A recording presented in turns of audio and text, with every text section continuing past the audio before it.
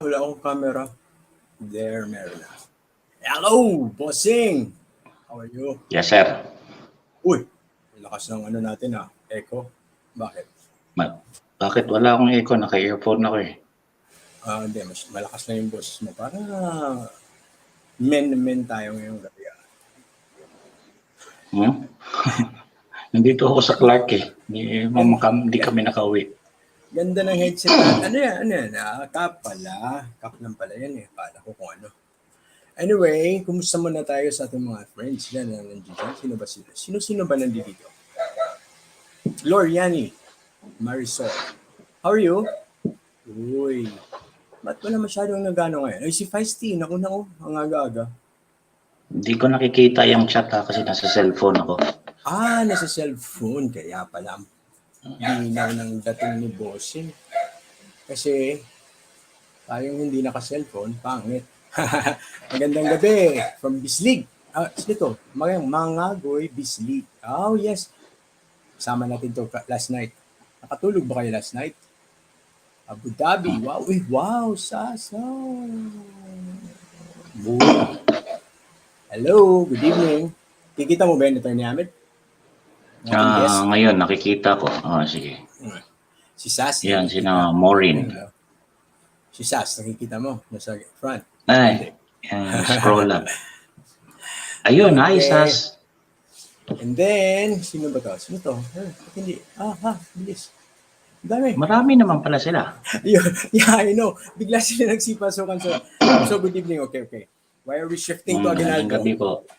Why are we shifting to Aguinaldo, Atty. Ahmed? Hindi mo rin alam, no?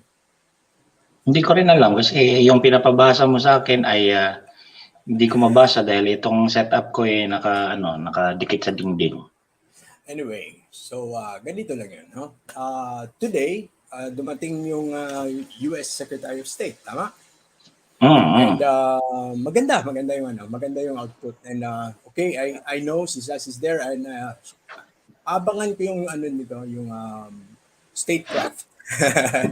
Now yung maganda yung reaction ni Sas dyan. Yep. And Blinken's visit is a very significant one. But maraming Pilipino ang medyo mainit talagang dugo sa mga Amerikano. Di ba? Ikaw, kasama ka na dun. Hindi naman mainit ang dugo ko sa kanila sa gobyerno nila, sa foreign policy.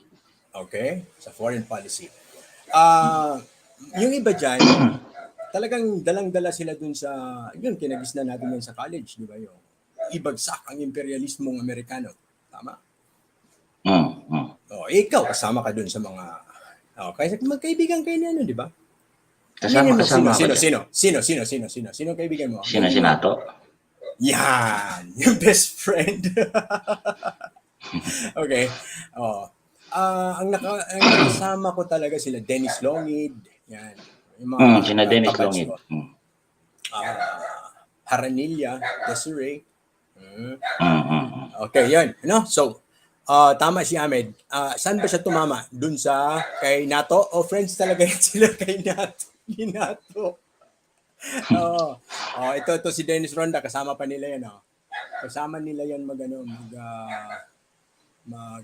rally yung araw. Again.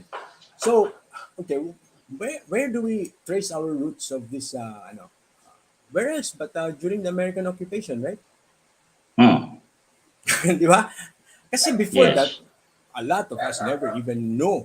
In fact, Americans didn't know about our existence, where we are in the map.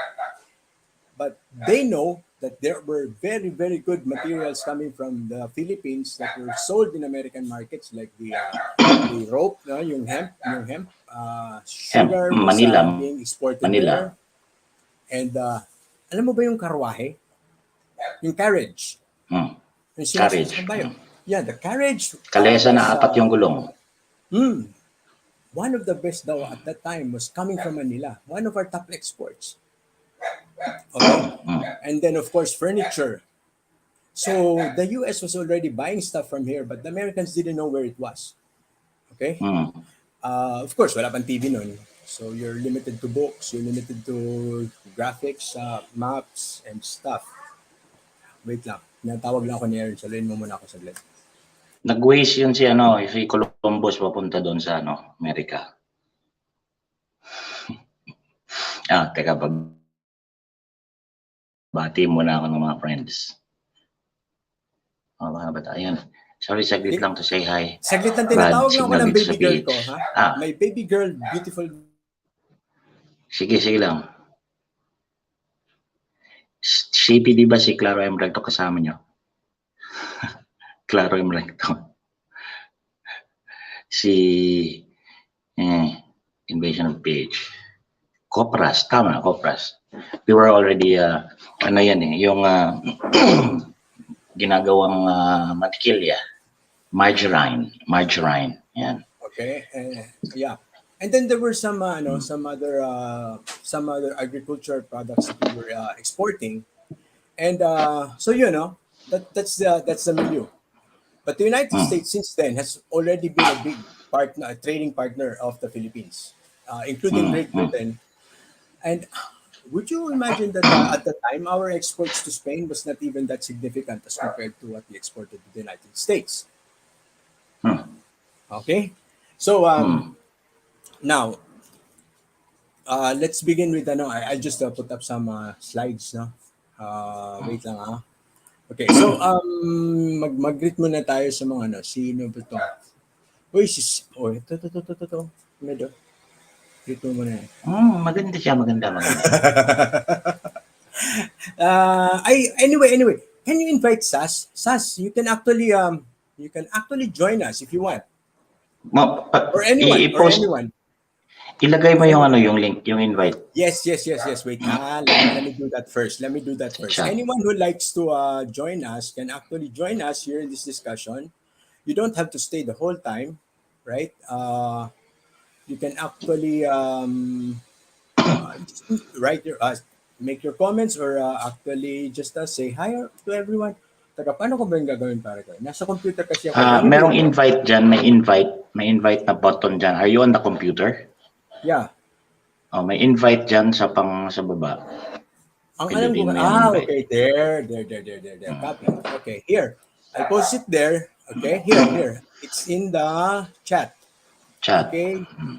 Just go to copy that and then paste it in a Google browser, Chrome browser. Chrome. Yep. Okay, I'll just share the slides. Wait, Google Slides. Okay. Untitled ito ata yun. Kita tayo ng Unity baga. Yeah. Uy, this is very nice. Very, very good opportunity. Did you get it? Okay. PM, but I think Sashi, he is in a cell phone, so if he will move his phone, he will be yun. Pogi, no? So when I made the post kanina, hanggang dito lang yung nakikita sa kalahati. Hindi ko na isama yung dictatorship. Kaya nga, inassign ko sana kay Attorney Ahmed to eh. Because right now, okay, this is another issue. This is another side issue aside from the American stuff. Okay, we view dictatorship as an evil thing, right? But kami ni Ahmed, you've heard us say again and again, that the dictatorship is just one of the forms of governance. Okay, and it is just like monarchy or a king, right? So, why do we figure this? Because our first president is actually a dictator. Yes. Yeah, all right. Sabi Wala nito, siyang kongreso. Okay, basta walang ubusan ng pulutan. But before that, banners tayo, Ahmed, no? Banners. Lagay tayo ng like and share. Yan, no? Like and share. Yeah. Sas, I hope you know si Sas add to stream. Yay! Yep, put her up. Yep, tanggalin mo yung banner. Hey, what is up? Hello. I'm awesome. Yep. Yan, sali natin siya, Sas, what can you say about this guy? You find him Sino yan? yung Pogi. Aguinaldo. Yeah. The youngest president. Na, Hmm. nasa 5 peso bill no. 5 peso. Tama, tama. Okay. Asan na? So, an interesting thing about this guy now, he says, it says here, on the 24th of May, okay, what year was this? Hmm. This is 1898, no? A dictatorial government was established. My first proclamation being issued that day announcing the systems of government that adopted and stating that I had assumed the duties and responsibilities of head of such government. Several copies of Hmm. this proclamation were delivered to Admiral Dewey and through the favor of his good offices forwarded to the representatives of the foreign powers then residing in Manila, notwithstanding our lack of intercourse with Manila. So who wrote Hmm. this?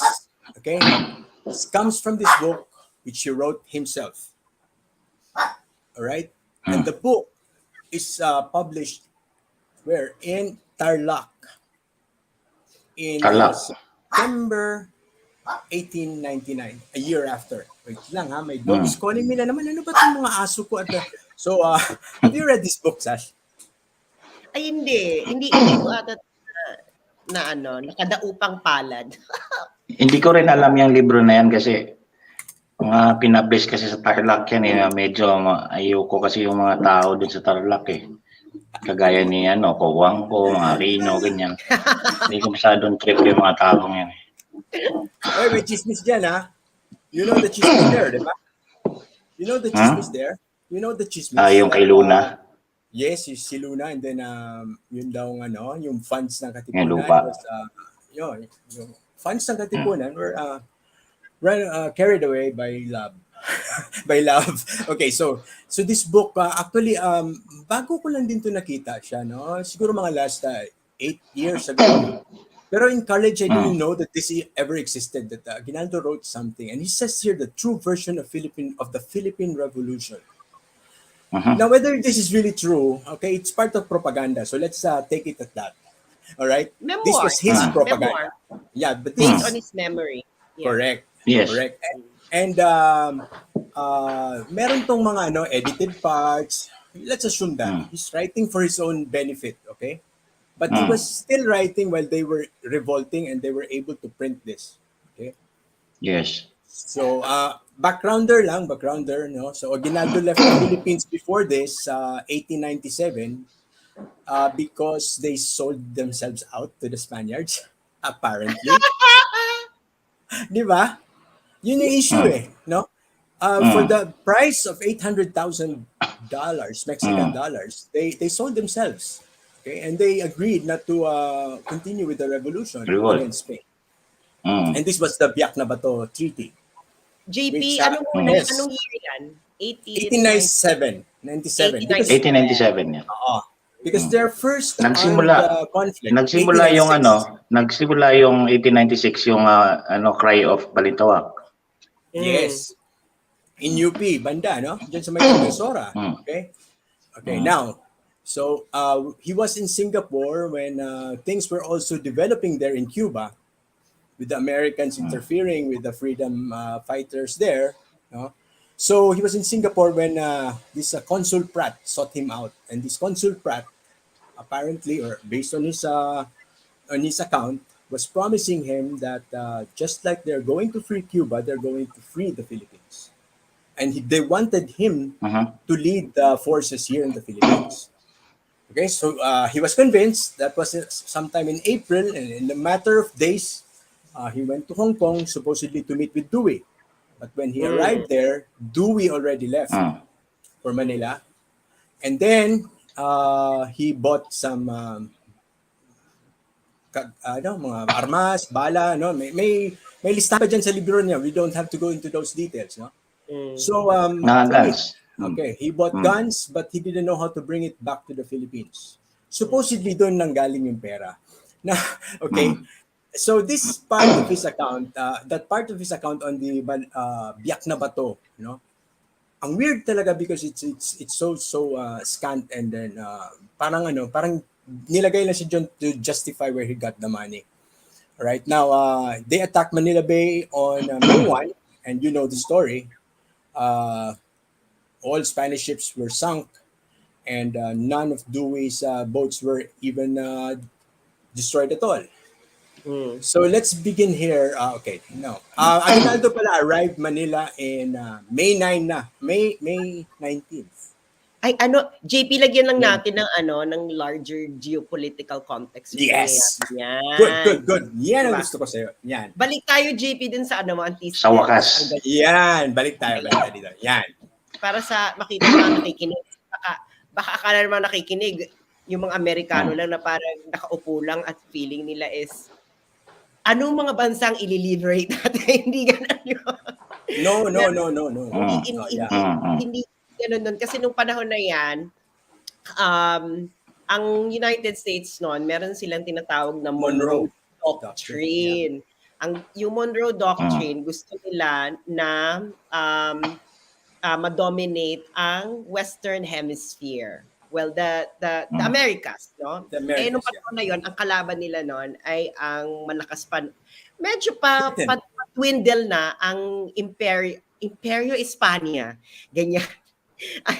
ang Spanish Empire. So yan ang kanilang yan ang ngayon ang rivalry. There was a regional rivalry between the United States and Britain and French and Spain. Pero in this context, yung Spain yung kanilang target, 'di ba? Yeah. Spain versus United States. Well, okay. Along that line, no. We know that they bought Florida from Spain. Okay, and then they actually bought a lot of territories from Spain previously, and I was able to read some Senate proceedings in the U.S. in the 1890s that they were actually offering to Spain that okay, as long as nobody else will get these countries, we'd rather have it with you. Parang ganun, yung nasa South America. Yeah, may mga ganun. We'd rather have it with you than with anyone else. Parang ganun. So they were actually just parang friends. Frenemies sila, frenemies. You know? Yes. But this Cuba thing spurred all of this, because there, the old Roosevelt, was he the Teddy one or the father? No, the father of Teddy Roosevelt. Mm-mm. Okay, he was the one who was reporting the atrocities down in Spain in Cuba. Okay, and the American people were so enraged by the descriptions of that you can hear the smell of blood daw from miles. Ang mga ganun, yung mga alam mo yun, sobrang propaganda din talaga, no? And yeah, you want to add something to that? Oo, saka yan din na uso yung tinatawag na yellow journalism. Kasi nga yung si Pulitzer, 'di ba? They were trying to publish incidents in Cuba na yun sinasabi nga ni JP na describing what's happening in Cuba na very lurid terms.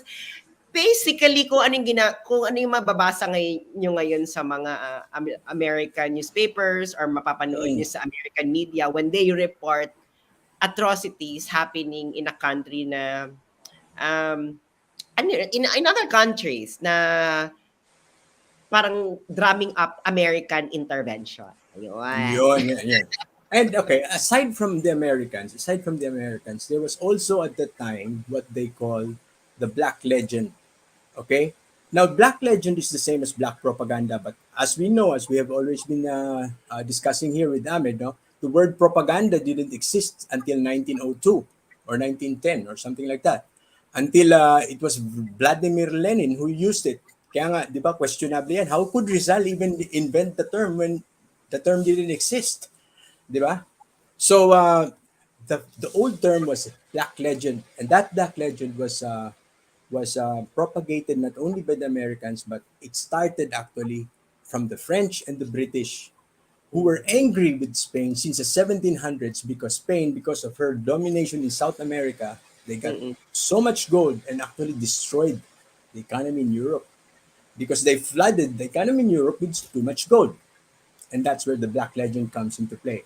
I know si Sassy is in fact, the United Nations recently had to come up with an explanation for this Black Legend thing. No, they denied all of the, and from that Black Legend comes this theory or this story that everywhere the Spanish goes, there will be slaves, there will be alam mo yun, pagmamalabis, lahat.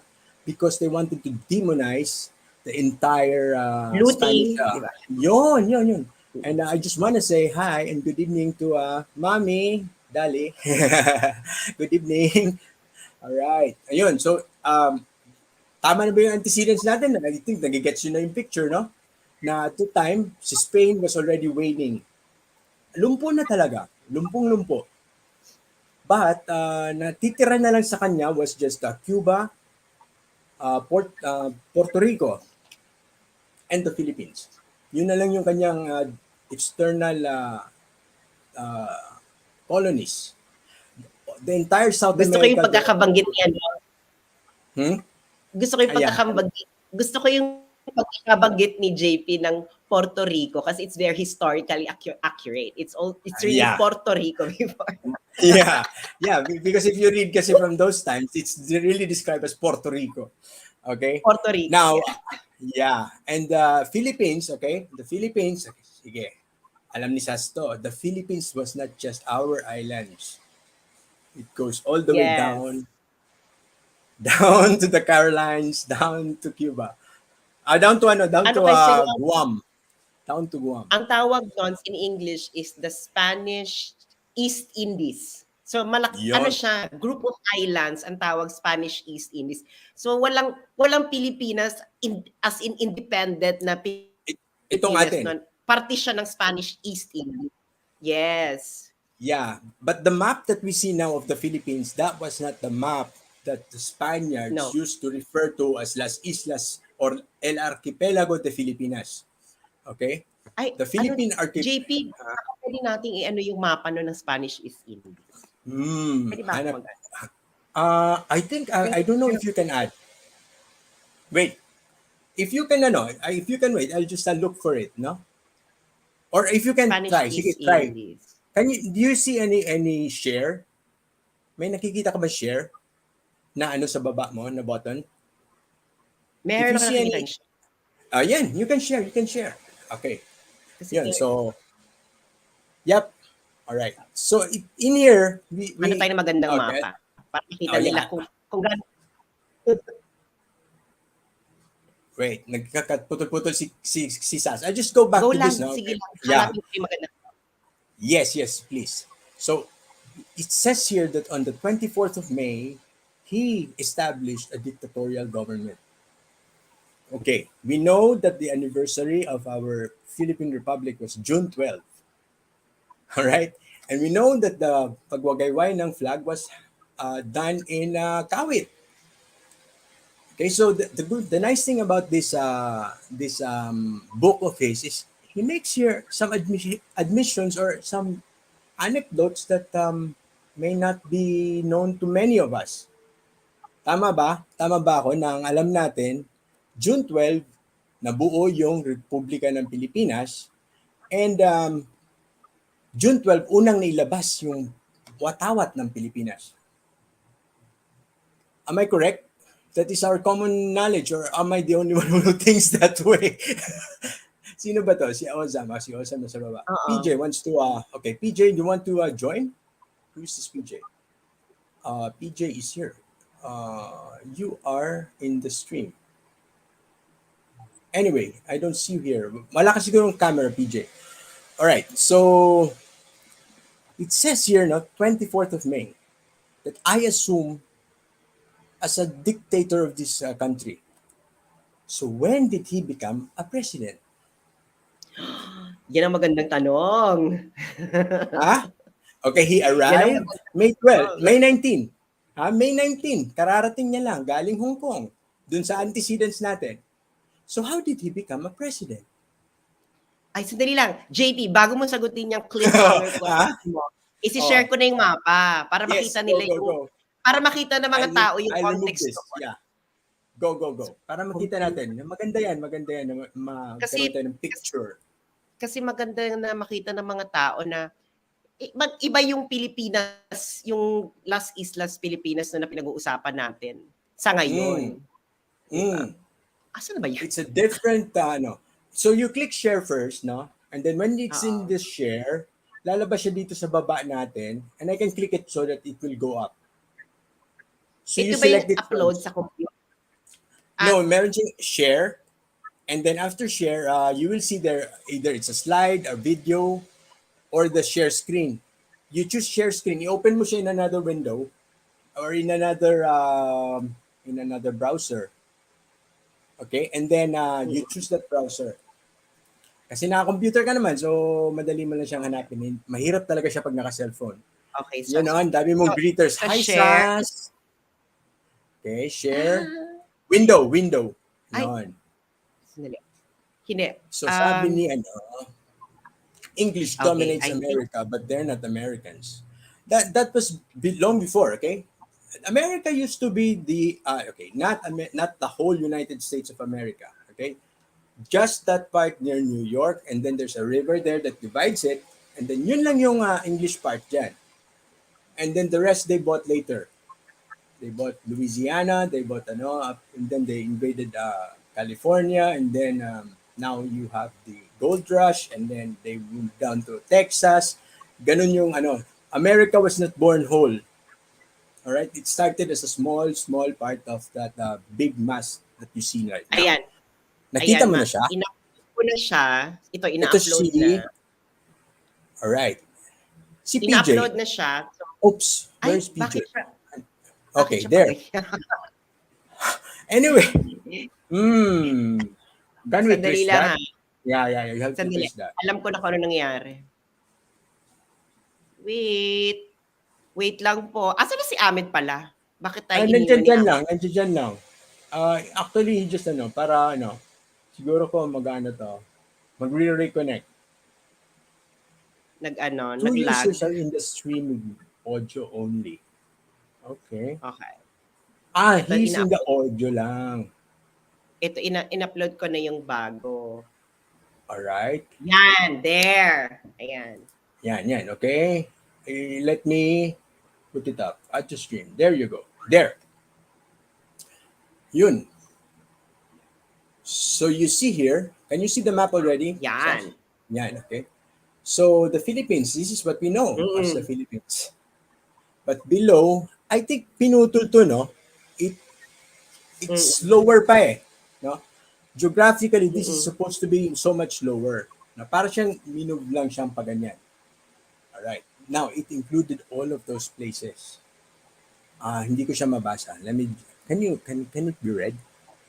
Okay. The Carolines. Okay. And then what is it? Islas Marianas. Yun. Yan. The Marianas Islands and the Carolines. In fact, So, it also included Guam. Guam. Nandyan yung Guam sama. I think kasama Part of siya sa Marianas. I think. Or dito sa Carolines, no? Sa Carolines. Sa Carolinas. Yun. So that used to be the Spanish Philippines. And okay, sige, sasabihin ko na dahil nandito si Sas. Okay? If you will read, okay, bago to part to ng if you will read the Treaty of Paris, you will see this as a very, very glaring anomaly.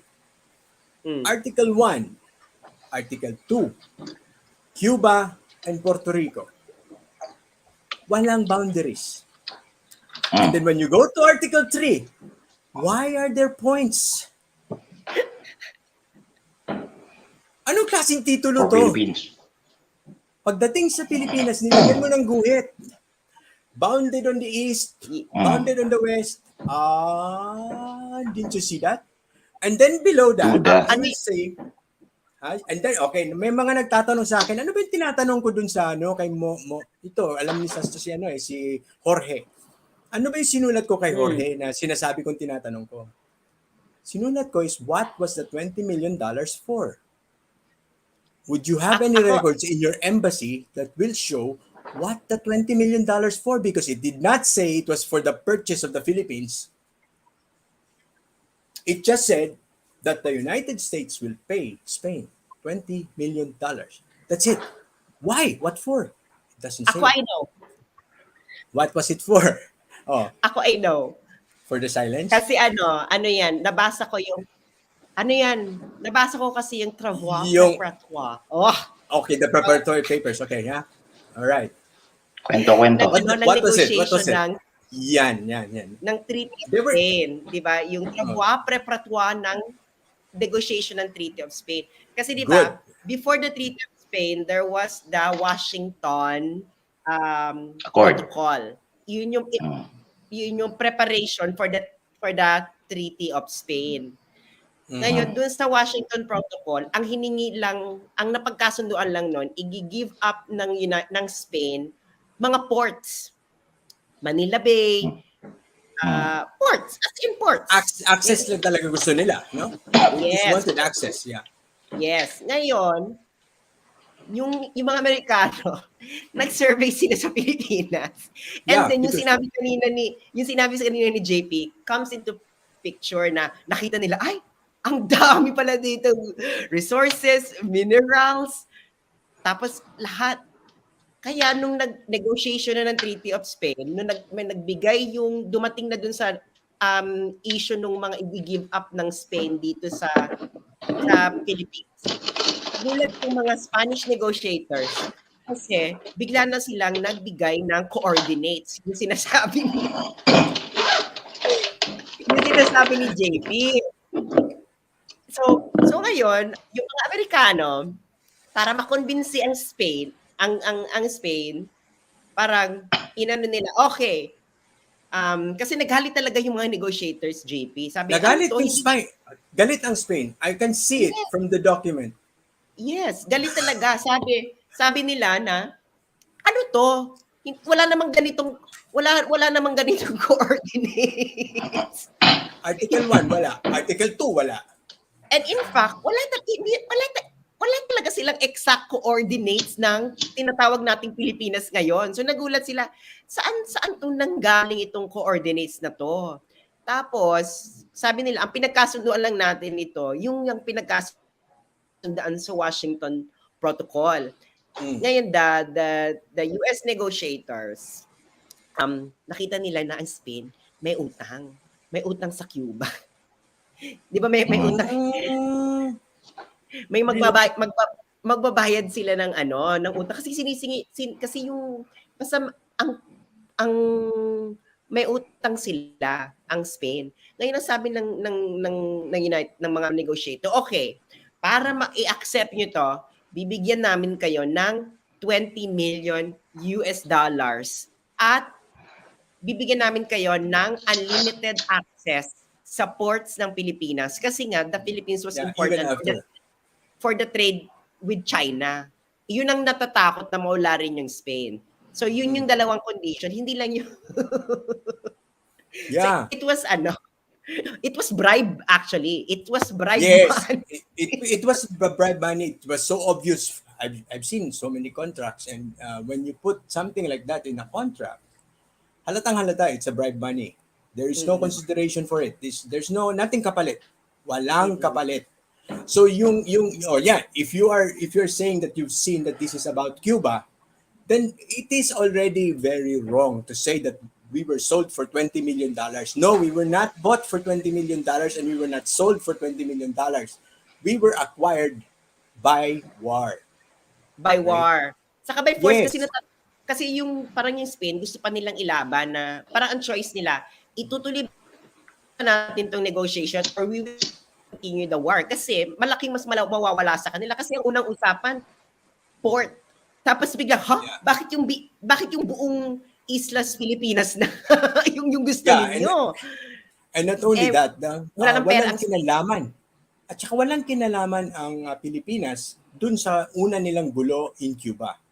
And I've read on the American side naman, na mga documents also from that time that Spain was complaining how and what right did the Americans have to attack the Philippines, their forces in the Philippines. The Spaniards did not prepare for war in the Philippines. You will read yung accounts ni Dewey that yung kanyon dyan sa Subic, yung bala niya was not fit. Alam mo yun, yung mga barko nila were not even fit to run. They were not prepared for war in Manila. So Spain was really very angry about that. And of course, between Cuba, Manila, and the Cuba, Puerto Rico, and the Philippines was a prized possession. It was a different category in the heart of the King of Spain. Okay, it had a different categories of Spain. Okay, now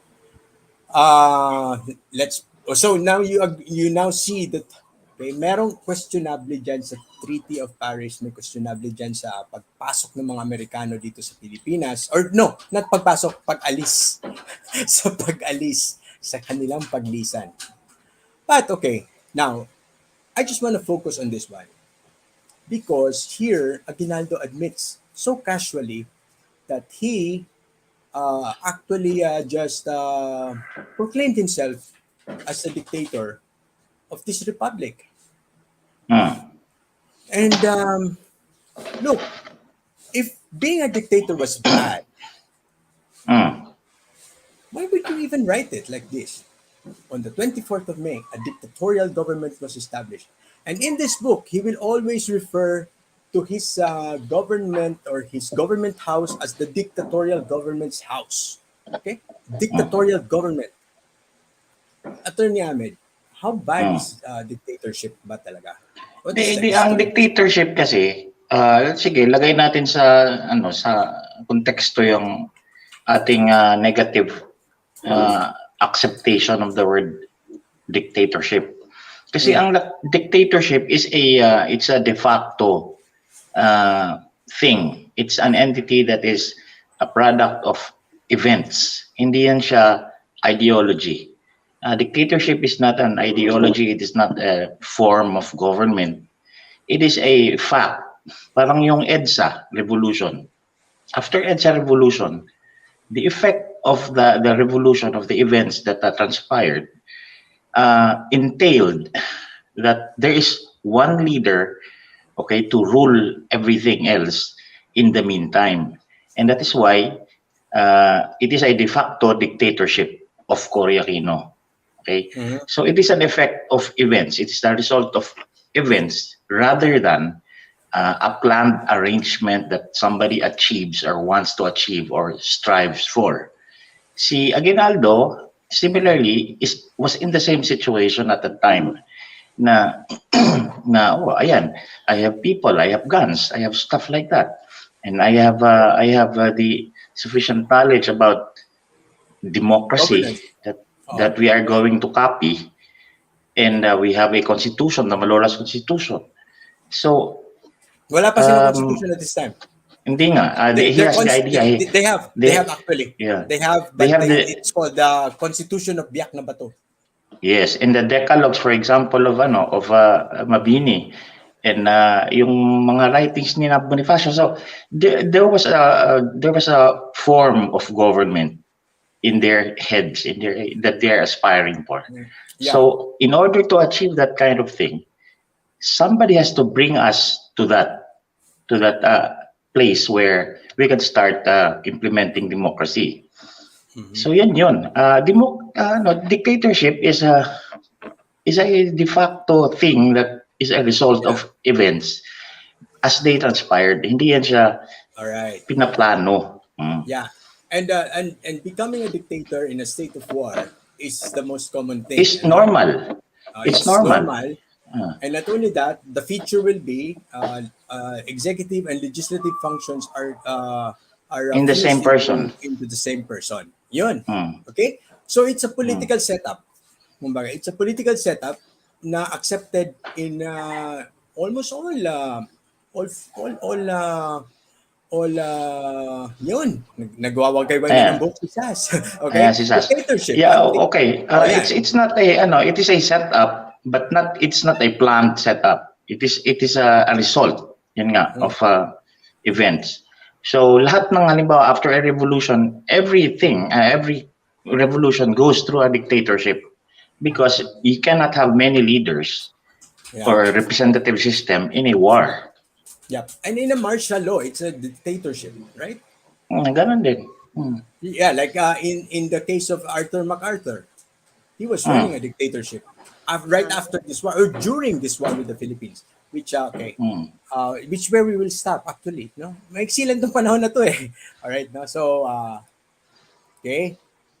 So it says here that okay. Now this is about the flags of the Philippines. Okay, this is just the curious thing about this book of his. No, the weird thing here is the date.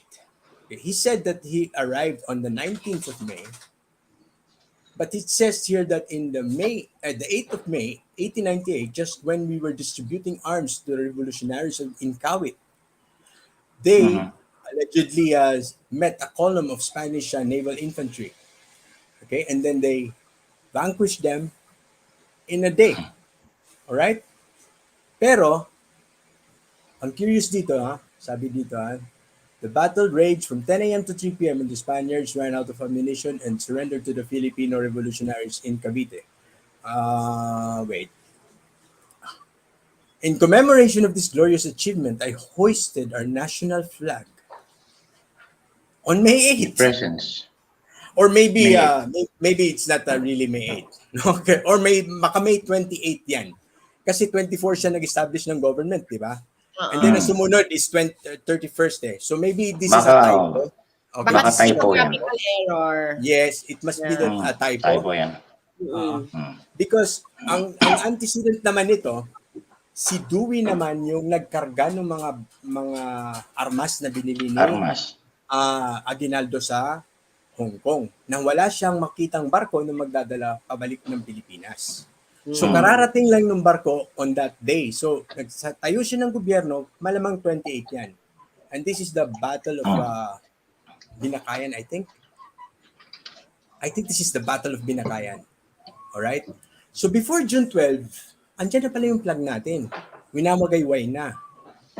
Alright? Okay. The independent Philippines, okay? Sabi dito I hoisted our national flag in the presence of a great crowd who greeted it with a tremendous applause and loud, spontaneous, and prolonged cheers for independent Philippines and for the generous nation. Okay? The generous nation, the United States of America.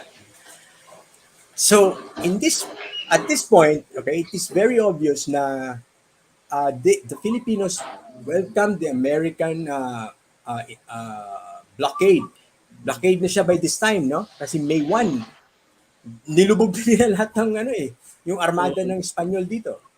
So they were on blockade in Manila Bay and now they were thanking the United States. But why wasn't there any attempt yet from the United States to land on Manila after destroying the Spanish fleet? Sas can probably give the answer. Were they ready? They're not ready. Yes. No, because all their forces are in Cuba. Diba? Dun talagang bakbakan. But unfortunately, on these dates, they were not even in Cuba also. Where were they? Ito yung sinasabing abay ma. They amassed an army earlier for the Philippines than for Cuba when they declared the war against Spain because of Cuba. So if you will look at the timelines, mas nauna pa nilang okay. Sinasabi nila aksidente yun na nanalo in one day si Dewey. Dewey, you will see him in history as Rear Admiral Dewey. When he was sent here, he was just a commodore, a colonel.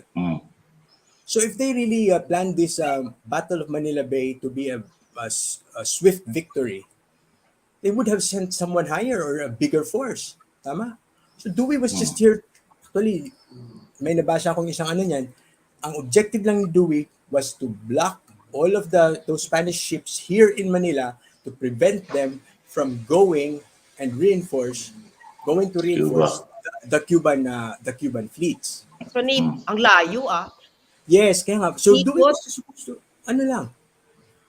crossing the Pacific. Yeah. Crossing the Pacific lang. Hindi lang crossing the Pacific. Paano mag-iikot ka pang Panama Canal para makapunta ka ng Cuba. Ang layo. Yes, hindi. Diretso na sila dyan sa baba. They have to go through that Panama Canal. But that's just Yeah, that's right. Correct. Correct. Go. Yeah. Go. Yeah, if you will look at the timelines also in Cuba, you will see there that there was a fleet really coming from Spain, which Mm. reinforced Cuba way much later. So this was apparently going to kumbaga sa statecraft. Magsasama ano sila, magko-coincide sila, no, na Dewey's mission was just to stop this fleet in Manila from going anywhere. Mm. Kasi meron siyang threat, di ba? Na kung Yeah. iniwanan namin to, may threat si Dewey. But Dewey Yeah. attacked it and vanquished it in one day. Actually, half a day. In a half, Mm. by 1 o'clock tapos na. Alright? So, even America was not ready to send troops on the ground. So, on this Mm. month of May, si Aguinaldo was the one on the ground. And they were the ones fighting with the Spaniards on the ground. So this is, for all intents and purposes, the only extent of fighting we had which led to some sort of victory. Because the 1896 and 97, it led to bayaran. Mm. I think Laglagan. Nagpabayad sila. I think JP, I think part of the reason why there are no troops on the ground is hindi pa clear then sa policy making ng United States if they're going to occupy the Yes. Philippines. Kasi Yes. kasi Yes. during that time the United States was an anti-colonial power. Kaya nga siya Correct. nakipag-away sa Spain eh. Yeah. Diba? They So still had that Monroe Doctrine in place. yes. So they presented themselves as liberator of the world from the evils of European colonizers. Imperialism. Mm. Mm. Yep. Oo, Yep. anti-imperialist sila. So yun sila, anti-imperialist saka anti-colonial power. Kasi they were also part ng heritage nila yan against the British, 'di ba? Britain. Mm. Mm. So si Ahmed was saying that he was against the American policy, no, not the American people. And Mm. if you read through this period, it is very obvious now that McKinley had it planned all along with his confidence in his sila Root, okay. They planned Mm. this, but they wanted to ram this whole thing also into the American people's throat. As if no, Mm. parang nandun na tayo eh. We have to send troops. Parang ganon. Na parang aksidente na lang siya lahat. Pero Okay? it was sold in a different way na tayo yung magiging white parang magiging savior natin sila, magiging teacher natin sila para Mm. turuan natin silang maging independent, Alright. Mm. Yeah, that's Yeah. right. Ganun nga. Ganun nga. Yun.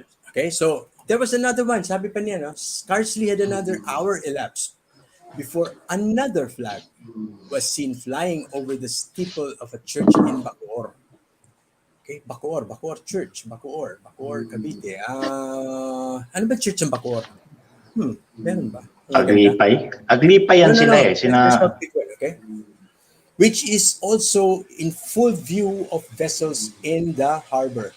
Harbor. Being the signal, okay, this one is yung pagbaba mo pa lang from Cavitex, yung papasok dito, may church nga dyan na luma, tama. Okay? Being the signal of another triumph of over the Spanish forces which held that town. The garrison consisted of about 300 men who surrendered to the Revolutionary Army when their ammunition was exhausted.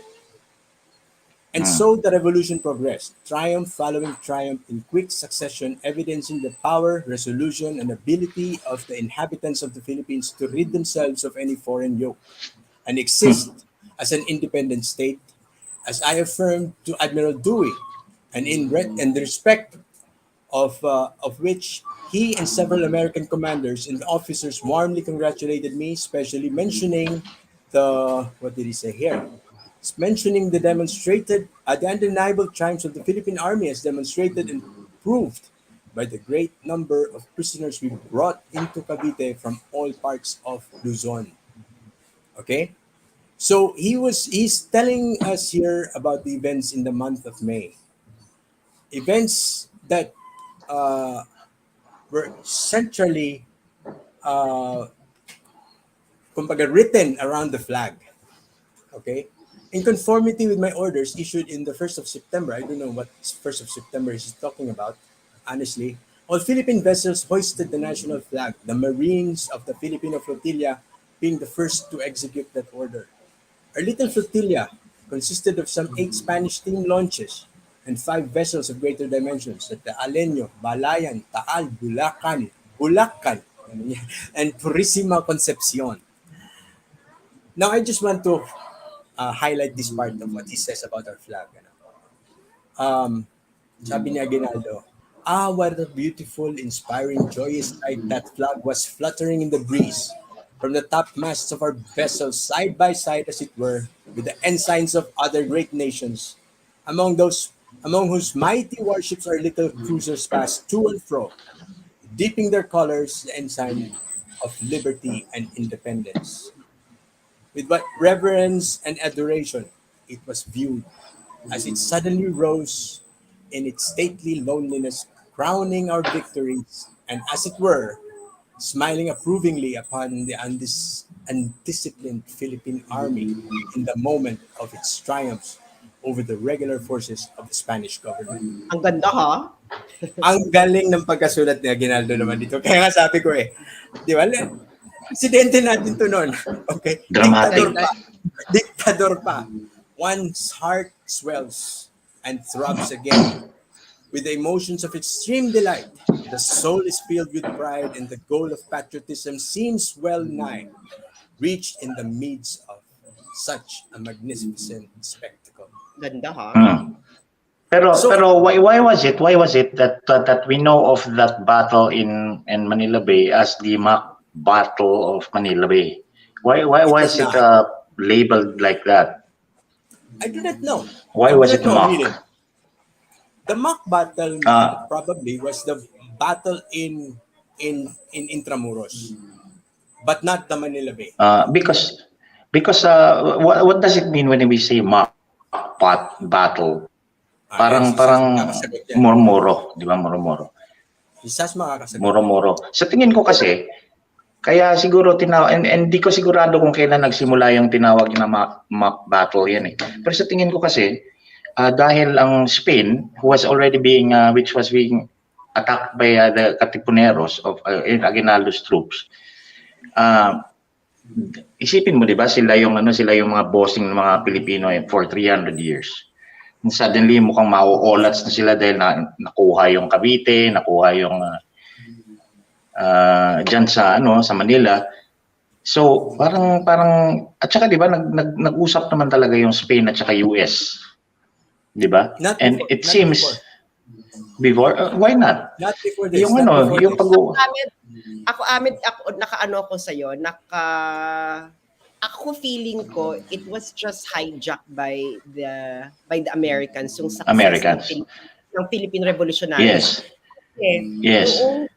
Noong 1898 negotiation ng Treaty of Paris, may pinadala ni Agoncillo, si Felipe Agoncillo, yung una-una nating diplomat, para sumama sa negotiation. Pinayagan. Hindi siya pinayagan, siya ng mahabang open letter na pinapublish yun sa New York Times. Tapos yung sinasabi mo na, sabi niya doon na papaano magkakaroon ng sovereignty pa ang Spain sa Pilipinas? Nanalo na nga kami sa mga battles. Yes, nakatipunan. Oo, papaano daw maibibigay? Basta marami siyang sinabi no na, we won. Maraming napanalo exactly. na mga battles. So bakit kayo ngayon yung dalawang nag-negotiate? Paano daw? Kasi I think yun. So I think that is why I think that appellation of a mock battle is again a Western agenda, because see, Spain was a superpower. Before all of these things, they have the world with the Portugal, and then later on, Portugal was gone. The U.S. now is the anti-imperial savior. So now, para mapakita na kahit Pinoy talaga ang tumalo sa mga Espanyol, ayaw siyempre aminin ng Spain na tinalo kami ng mga Indio na to. For 300 years kami yung mga bossing, tapos suddenly ngayon natalo na kami. So they had to make it look like they surrendered to a superior power, which was, Dewey's fleet, just to save face at sasabihin na, no, hindi kami tinalo nito mga Indio na to, and therefore, they don't have the right to get their sovereignty out of this Yeah, revolution that they're calling. Di I ba? think na in favor ako sa interpretation ni Ahmed dyan. Kasi nga I think it's more about pride. Saka Yeah. kaya siguro mabilis din diyan JP. Mhm. Kasi their forces were already so weak in the Philippines because the Filipinos were winning Yeah. without even the help of the Americans. So Right, right. In fact, okay. In this book also, but I didn't capture these parts.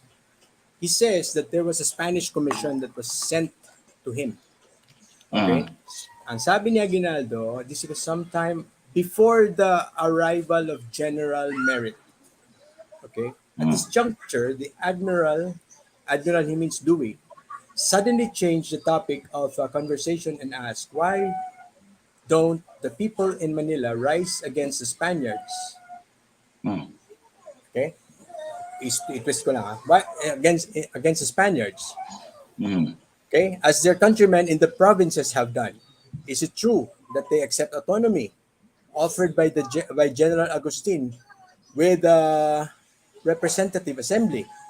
Is the report which has reached me true that a Filipino commission has been sent from Manila to propose to you, Aguinaldo, sinabi ni Dewey, the acceptance of that autonomy coupled with the recognition of your rank of general as well as the recognition of rank held by your companions. So, Exactly. okay, there was a negotiation actually from Spain Yes, that's what I'm with saying. Aguinaldo.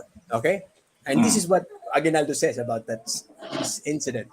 The people of Manila, I answered, are quiet because they have no arms and because as merchants and landlords, they fear that their valuable properties and money in the banks will be confiscated by the Spaniards if they rise up and begin burning and destroying the property of others. On this account, they had ostensibly accepted Ostensibly. autonomy. Okay, autonomy. Not because that was what they wanted, but more as a means of deceiving the Spaniards and being allowed to live in peace. But I am confident that all the Filipinos in Manila are for independence, as will be proved the very day our troops capture Manila. Sabi niya to kay Dewey. Kay At that Dewey, time, I fully expect the people of Manila will join us in raising loud cheers for the independence of the Philippines, making fresh demonstrations of our loyalty to our government. Okay? So, I also told him it was true that the mixed commission had arrived. Okay, this one is the commission. Had arrived, and in the name of General Agustin and Archbishop Nozaleda, made certain proposals, but they made known to us their intention to adhere to our cause. Okay? To adhere to our cause. See, American Aguinaldo cause. saying, No. Aguinaldo. Aguinaldo Ah, saying Aguinaldo. that the governor, the General Agustin and the Archbishop of Nozaleda made a proposal, but they made known to us their intention to adhere to our cause. The members of the commission said the Spaniards instructed them to say they came motu proprio. So ibig sabihin, nag-reveal tong nag-reveal tong na sabihin nyo lang na ganito, without being formally appointed or coached by the Spanish authority, what to say, representing on the contrary that they were faithful interpreters of the sentiment of the people of Manila and that they had all the good reason for believing that I was willing to accept autonomy. General Agustin and Archbishop Nozaleda would recognize my rank of general and that my companions, listen, would Yes. give me the $1 million indemnity. Sell out. Bayaran na naman. Exactly. So, do you see now that the Americans' entry here was just in time when Aguinaldo was, slowly breaking down Spain in Manila and buying Aguinaldo so that huwag ka nang humirit dyan, ikaw, gagawin ka namin general dito. Bigyan pa kita 1 million. Kami ang tatalo sa Spain. Kami ang tatalo sa Spain, hindi kayo.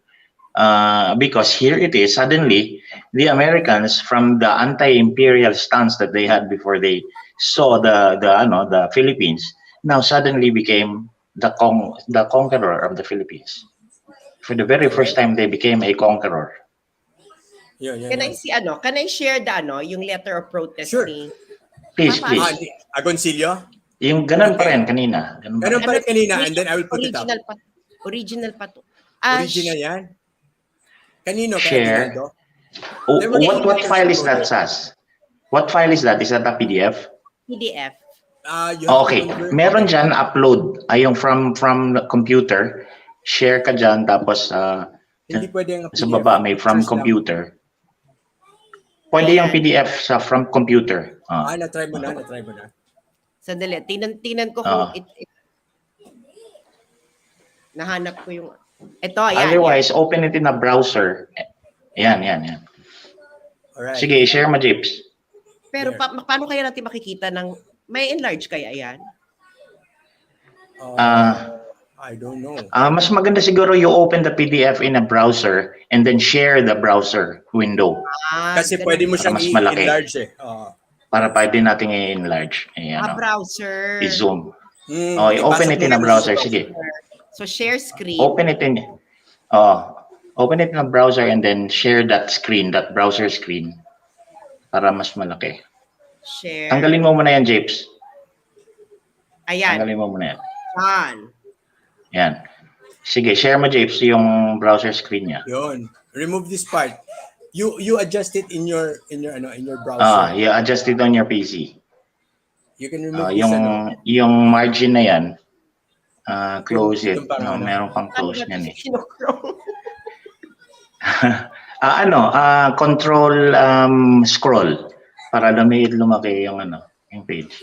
Minsan hate ko how the USA has always wanted to control us. Ito. I think that there's an arrow there that will close that. Yan. Yan, there it is. Maganda to Ngayon ko lang nakita to sa buong buhay ko. Okay, that's a letter of protest, tama? Yes. Na Pilipinas. Basically, Yes. There were two, Sas, di ba? There were two. Tama? There were two. Protests? There were two protests. In Agoncillo's book, he says there were two protests. One was a protest written by Aguinaldo and the other one was Pedro Paterno, something like that. Who was our Secretary of State at the time? Hindi ito ito yung official delegate ng Pilipinas sa Treaty of Paris. Meron tayong delegate doon? Hindi, Yes! si Agoncillo. Felipe Agoncillo, the first diplomat of the Philippines. Felipe Agoncillo. Okay. So, yan yung meron siyang okay. Hindi siya pinapasok nga. Hindi siya nakapasok. Yun nga yun. Yun yung alam ko. Tama. Yun yung alam ko kasi. Kaya wala tayong delegate. Wala tayong delegate kasi hindi siya pinapasok. Tingnan niyo yung sinabi niya dito about the United States. Ito, the United States of America on their part. Kita niyo ba? Diba? Saan siya banda? Ayan the United Yan States. yung tinuturo niya. Yung left side kasi, yan? Spanish yan. French. Okay. Alright. Diba, the United States of America, on their part, cannot allege a better right to constitute themselves as arbitrators as to the future of the Philippines. On the contrary, the demands of honor and good faith imposed on them the explicit recognition of the political status of the people who, loyal to their conventions, were a devoted ally of their forces in the moments of danger and strife. The noble General Emilio Aguinaldo and the other Filipino chiefs were solicited to place themselves at the head of the suffering and heroic sons of the country to fight against Spain and to second the action of the brave and skillful Admiral Dewey. Sandali, ko Tas, ayan. So, mas malaki. At the time of exploring their armed cooperation, both the commander of the Petrel and Captain Wood in Hong Kong before the declaration of war, the American Consul Generals, Mr. Pratt in Singapore, si Mr. Pratt, Mr. Wildman in Camille Prats, lolo ni Camille Prats. Baka, no? Hindi, prat lang yan, prat. Prat lang, prat lang. Yeah. Mr. Mm. Wilman in Hong Kong and Mr. Williams in Cavite, acting as international agents of the great American nation, at a moment of greatness, offered to recognize the independence of the Filipino nation as soon as triumph was attended. Yep. Mm. Tapos, under the fate of such promises, an American man of war, the McCulloch ba ang pronunciation? Yep. Was placed at the disposal of the said leaders, and which took them to their native shores. And Admiral Dewey himself, by sending the man of war, by not denying the General Aguinaldo and his companions the exacting of his promises when they're presented to him on board his flagship in the Bay of Manila. So, ano talaga nila, inaano talaga nila dito yung bakit kayo ano na kayo yung magne-negotiate ng future namin. Tapos ang ganda ng argument niya. Oo nga. So he was protesting that. Yes, by recognizing the Filipino flag and permitting it to be hoisted on sea and land, consenting that their ships should sail with a said flag within the places which were blockaded, by receiving a solemn notification of the former proclamation of the Philippine nation, without protesting against it nor opposing in any way its existing, by entering into relations with those generals and with the national Filipino authorities recently established, recognized without question the corporated body and autonomous sovereignty of the people, who had just succeeded in breaking their fetters and freeing themselves by the impulse of their own force. And that recognition cannot now be denied by the honorable and serious people of the United States of America, who ought not to deny nor discuss the word given by the officials and representatives in those parts in moments so solemn in gravity for the American Republic, to pretend to put now in questions the attributes of such public functionaries after the danger would be an act of notorious injustice which cannot be consented to by those who have the unavoidable duty of preserving unstained the brilliant reputations of the sons of the great nation founded by the immortal Washington, whose first glory was and has always been the constant fulfillment of their word of honor. It must be remembered here that the Filipinos did not fight as paid troops or mercenaries of America. On their arrival, only received a reduced number of arms, which were delivered to them by the order of Admiral Dewey. The arms, ammunitions, and provisions with which the Filipinos have since sustained the war against the Spanish forces were acquired, some by their gallantry and others bought with their own funds, these latter being exclusively provided by the Filipino patriots. And it would not be noble to deny now, after having used the alliance, the courage, loyalty, and ability of the Filipino forces in fighting at the side of the American troops, lending them a decided support, both enthusiastic and efficacious. Without their cooperation and without the previous siege, would the Americans have been able to so easily to gain possession of the walled city of Manila? So yun na nga, yung sinasabi ni Ahmed. Kaya ako in favor ako dun sa sabi ni Ahmed na inferior kasing tingin sa atin. Kasi during that time, meron tinatawag na concept ang international law lang, ang nation lang daw na recognize is yung civilized nations. At yung civilized nations ay yung Western nations. All the rest cannot enter into that negotiations. Negotiation. Recognized as part of the family of nations. Yes.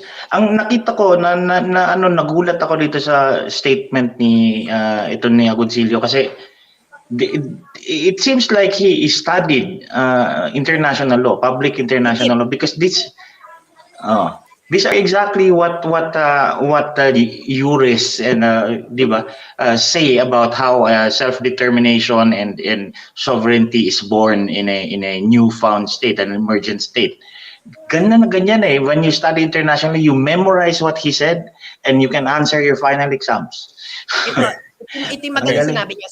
Ito yung final question niya. Now, if the Spaniards have not been able to transfer to the Americans the rights which they did not possess, if the former have not militarily conquered positions in the Philippines, if the occupation of Manila was a resulting fact prepared by the Filipinos, if national officials and representatives of the Republic of the United States of America offered to recognize the independence and sovereignty of the Philippines, solicited and accepted their alliance, how can they now constitute themselves as arbiters of the control, administration, and future government of the Philippine Islands? Yun! Okay, So this is the birth of America, the conqueror, the America, the imperial okay. country. Sas, Mm. Sas, if I'm not mistaken, this is the one that was filed with the Congress of the United States in the Yes. in the ratification of the Treaty of Paris, right? Yes. Mm. Which Yes. was not acted upon. No. No, Okay. it was So in other ignored. words, okay, in other words, ito yung sinasabi ko sa Ahmed. There are two of Mm. this. There's another one that was written by Aguinaldo. Okay? It is stated in a different way, but more similarly to his book. Okay? Mm. Now, these two objections to the ratification of the Treaty of Paris, which were just totally disregarded, not even answered by the United States Congress. Okay? But it's in their minutes. It's in the Mm. minutes of the sessions of that Congress. Uh, would kumbaga put on hold. Kumbaga Aguinaldo's government never even took as far as at that time is concerned, no, they did not consider the transfer of sovereignty to the United States as a valid or legitimate transfer of power Mm. because they believed that they already wrestled it from the very beginning, di ba? Mm. Eh, may racism si Ah, JP eh. May ha? racism yun eh. May racism, hindi tayo valid. Hindi Yes, tayo yes, racist. valid. Yeah. Okay, wait. Let me just remove this, okay? And I'll change it with another one. Ay, wait. Before that, okay, before that. Meron tayong meron lang akong some pictures. Okay, I'll share. Sige. I'll share a window. Okay, share. Yan, no? Nandito lang Para ako, meron lang mag-audio tayong, only lang muna ako kasi yeah. Para meron lang tayong kain. Mm. meron lang tayong Sige, Amir. meron lang tayong konting vision or alam mo yun, makita natin yung mga Visuals. yung mga visuals. Mm. Wait man, let me just get you here para ma-adjust ko yung size. Alright, May 100%. nanonood pa ba sa atin? Tingnan ko nga muna. Madami. Dami. Okay. Madami. No, Alright. there's no telling kasi dito sa aking screen. Yeah. But okay, good. So you see Natututo that? sa lahat ng mga tao. Alright, so ito yung mga view, no? From that time, I think this is the Olympia, if I'm not mistaken. Okay, yan yung flagship ni Dewey. Hmm. And where are the rest, no? And there were some pictures here dapat na on the wait lang wala lahat. Ano ba to? Ano bang nangyayari dyan? Wait lang, later. Sige, balikan natin yung pictures mamaya. I'll just proceed dito sa ulit.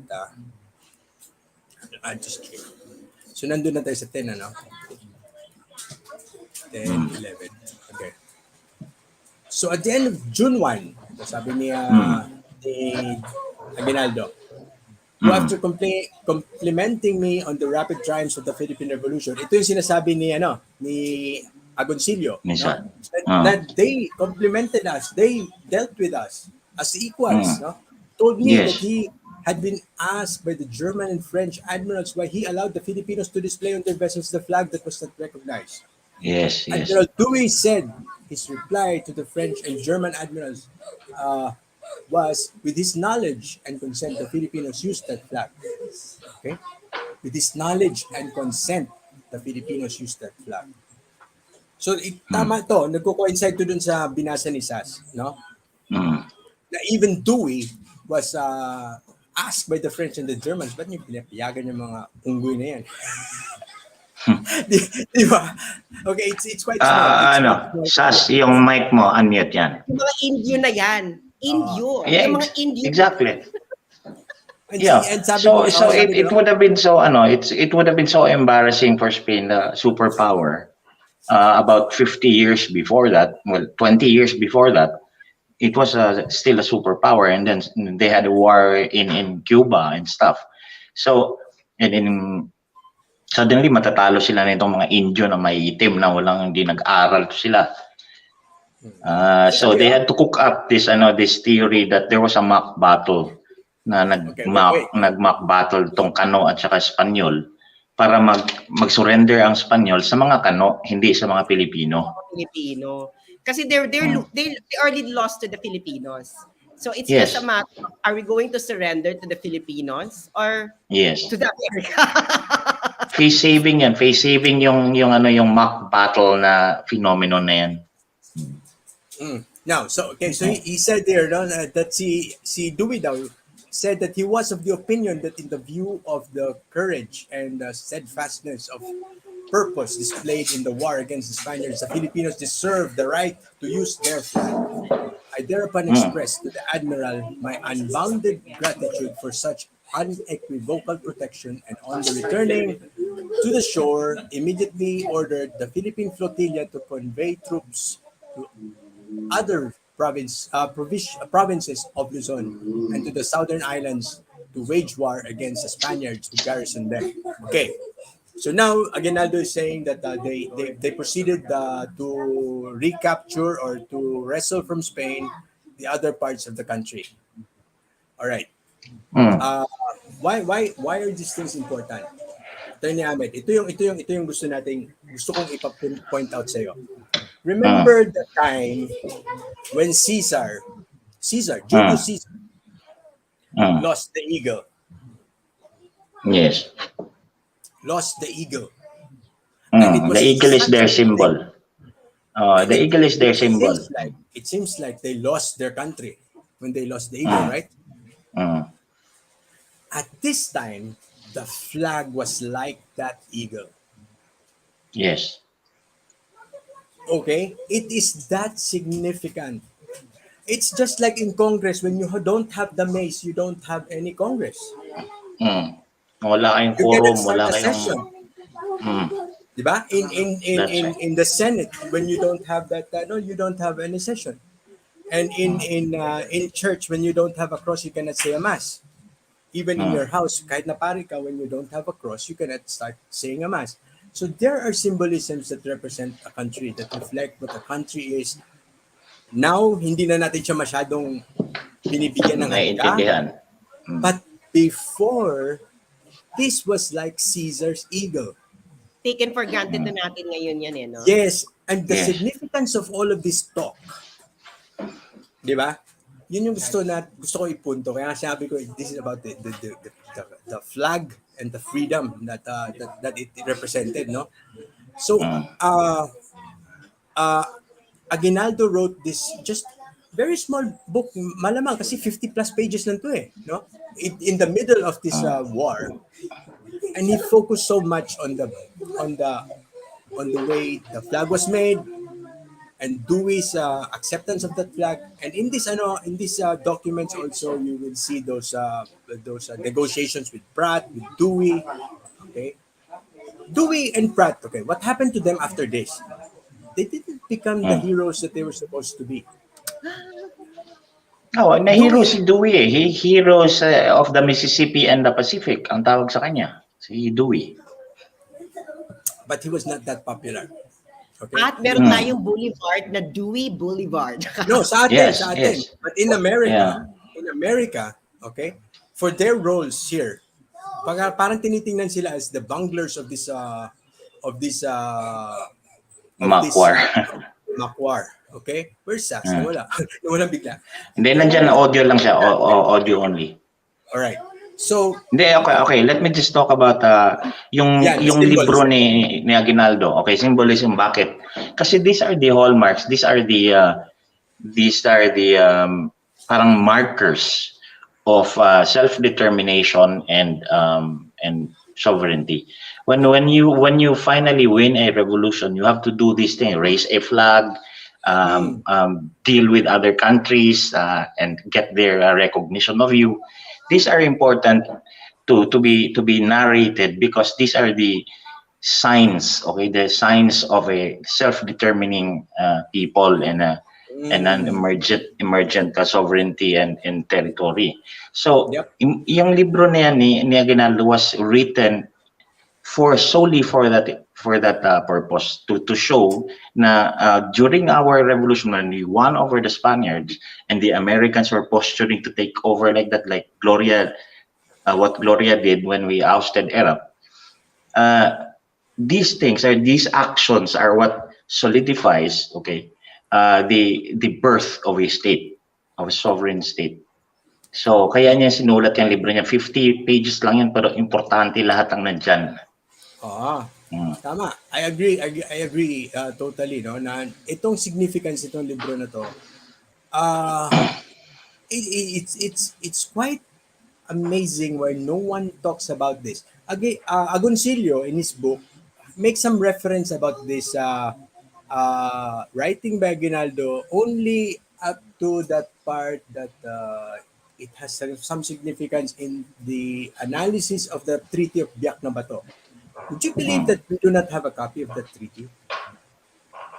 Biyak na ba to? Yeah, the treaty with Spain. The alleged treaty with Spain. We don't have a copy of that. Nagpabayad sila. Oh, and the only reference that is used is Aguinaldo's own account about that treaty, which is quite weird, no? Very weird, very, very weird. I cannot even begin to understand why. Okay, so I'll just share some pictures of what happened afterwards. Kasi para maalaala lang natin. Oh, wait. Ang ano let's just find ourselves in time in history. Yung Spain formally surrendered to the US in August 12. Okay? August 12. Sa Cuba, including the Philippines. After August General 12 yun. arrived. Okay, so this one is the marching of the forces that were sent to the Philippines in San Francisco. So you can see there. Okay. May tawag sa kanila dyan eh. May tawag sa kanya sa troop na yan eh. They were the first swashbucklers or something like that. Funny name. Let me find that. So look at Manila Bay at the time, no? Right? So imagine niyo yung Manila during wartime, no? Are we that poor country that they were saying? No, of course not. Okay, this is how Manila was described. Every month there is a boat that leaves for Spain. Every day there are boats that travel from Mindanao to Visayas. Okay, and all the other parts of Luzon, ang daming barkong umiikot dyan. So we may not have roads, pero may mga barkong umiikot to Lawag, to ano, okay? Madami yan. Our main, yes. May mga barkong pumapasok sa mga rivers natin run by the Spaniards and the companies. And then almost every day we have a boat going to Hong Kong. And there was a cable that connected us to Hong Kong, and they could communicate with the rest of the world through that cable. Right? So yun yung Manila, and look how busy the harbor was. Okay? Meron akong nabasa dito, Sas. According to the encyclopedia, what was this? There's an entry about Dewey answering the question now, how did George Dewey contribute to imperialism? And here it is clearly said that without the participation of Dewey in the Battle of Manila, the US wouldn't have become an imperialist nation that early, that soon. So dito talaga sila naging unang imperialist nation sa Pilipinas. Dito nila unang ginawa yan. Yep. Diba kaya nga si Mark Twain, di ba, naloka? Ano ba itong nangyayari sa Oo, nabaliw siya. Yeah. Bakit tayo naging biglang imperial power? Yeah, the little brown brother. Okay. So these are the things that were in front of Aguinaldo at the time. Di ba? So this is ito lang, situate na natin yung sarili natin, ano. And then just to continue, he ends his he talks about the Declaration of Independence in June. Sabi mo, Ahmed, August sila nag-surrender. So in June, August 12, the dictatorial Hindi government June, decided, no, tayo, Pilipinas, decided that the proclamation of independence should take place on the 12th of June. The ceremony in connection therewith to be held in the town of Kawit, and we know this. And we know now that this is not the first time nagwagayway. With this object in view, I sent a commission to inform the Admiral of the arrangement and invite him to be present on the occasion of the formal proclamation of independence, a ceremony which was solemnly and impressively conducted. and the admiral sent his secretary to excuse him from taking part of the proceedings, stating that day was fixed for the mail day. Ceremony was mail day. So this is where everything goes sour. When Dewey was Nag-away-away na already, yan sila dyan. kumbaga Dewey already received orders na, wag kang makialam dyan, wag kang sumali dyan because we're taking over. Okay? So, okay. Sas, yung sinabi mo na mga engineers who were going to survey the Philippines, they were still about to come at this time. So even before, there was already a decision. Kasi they were with General Merit eh. Wala pa si General Merit nung nangyari yan. But this is so telling. No? May This is so hinahanap telling. may nahanap ako yun yung ano yung cadastral. Ano ba yung cadastral ba yun yung Cadastral, yung survey. Surveying, di ba? Meron ako nabasa Yes. yung nag-survey mismo. Kalimutan ko sa ko na nailagay yung file ko na yon kasi background document ko yan nun eh. Yung ano talaga niya, yung recommendation niya. Yes. That was submitted to the Philippine Commission kay Sherman. Okay? Yes. But that was already in kumbaga, binabaliktad-baliktad ko na itong mga dokumento ng mga Amerikano. I'm just coinciding stuff. And itong si Dewey, at this point, kasi walang indication eh, when did the Americans inform their generals that they were going to invade the Philippines as a colonizer? Okay. Si General Merritt, the order of the President of the United States to General Merritt, yan yung parang pinaka-source document. Parang nung nagtayo si General Merritt dito ng gobyerno. Tama?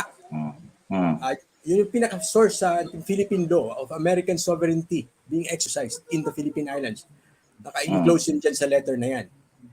Alam mo yung order niyan? Open only when you are at sea.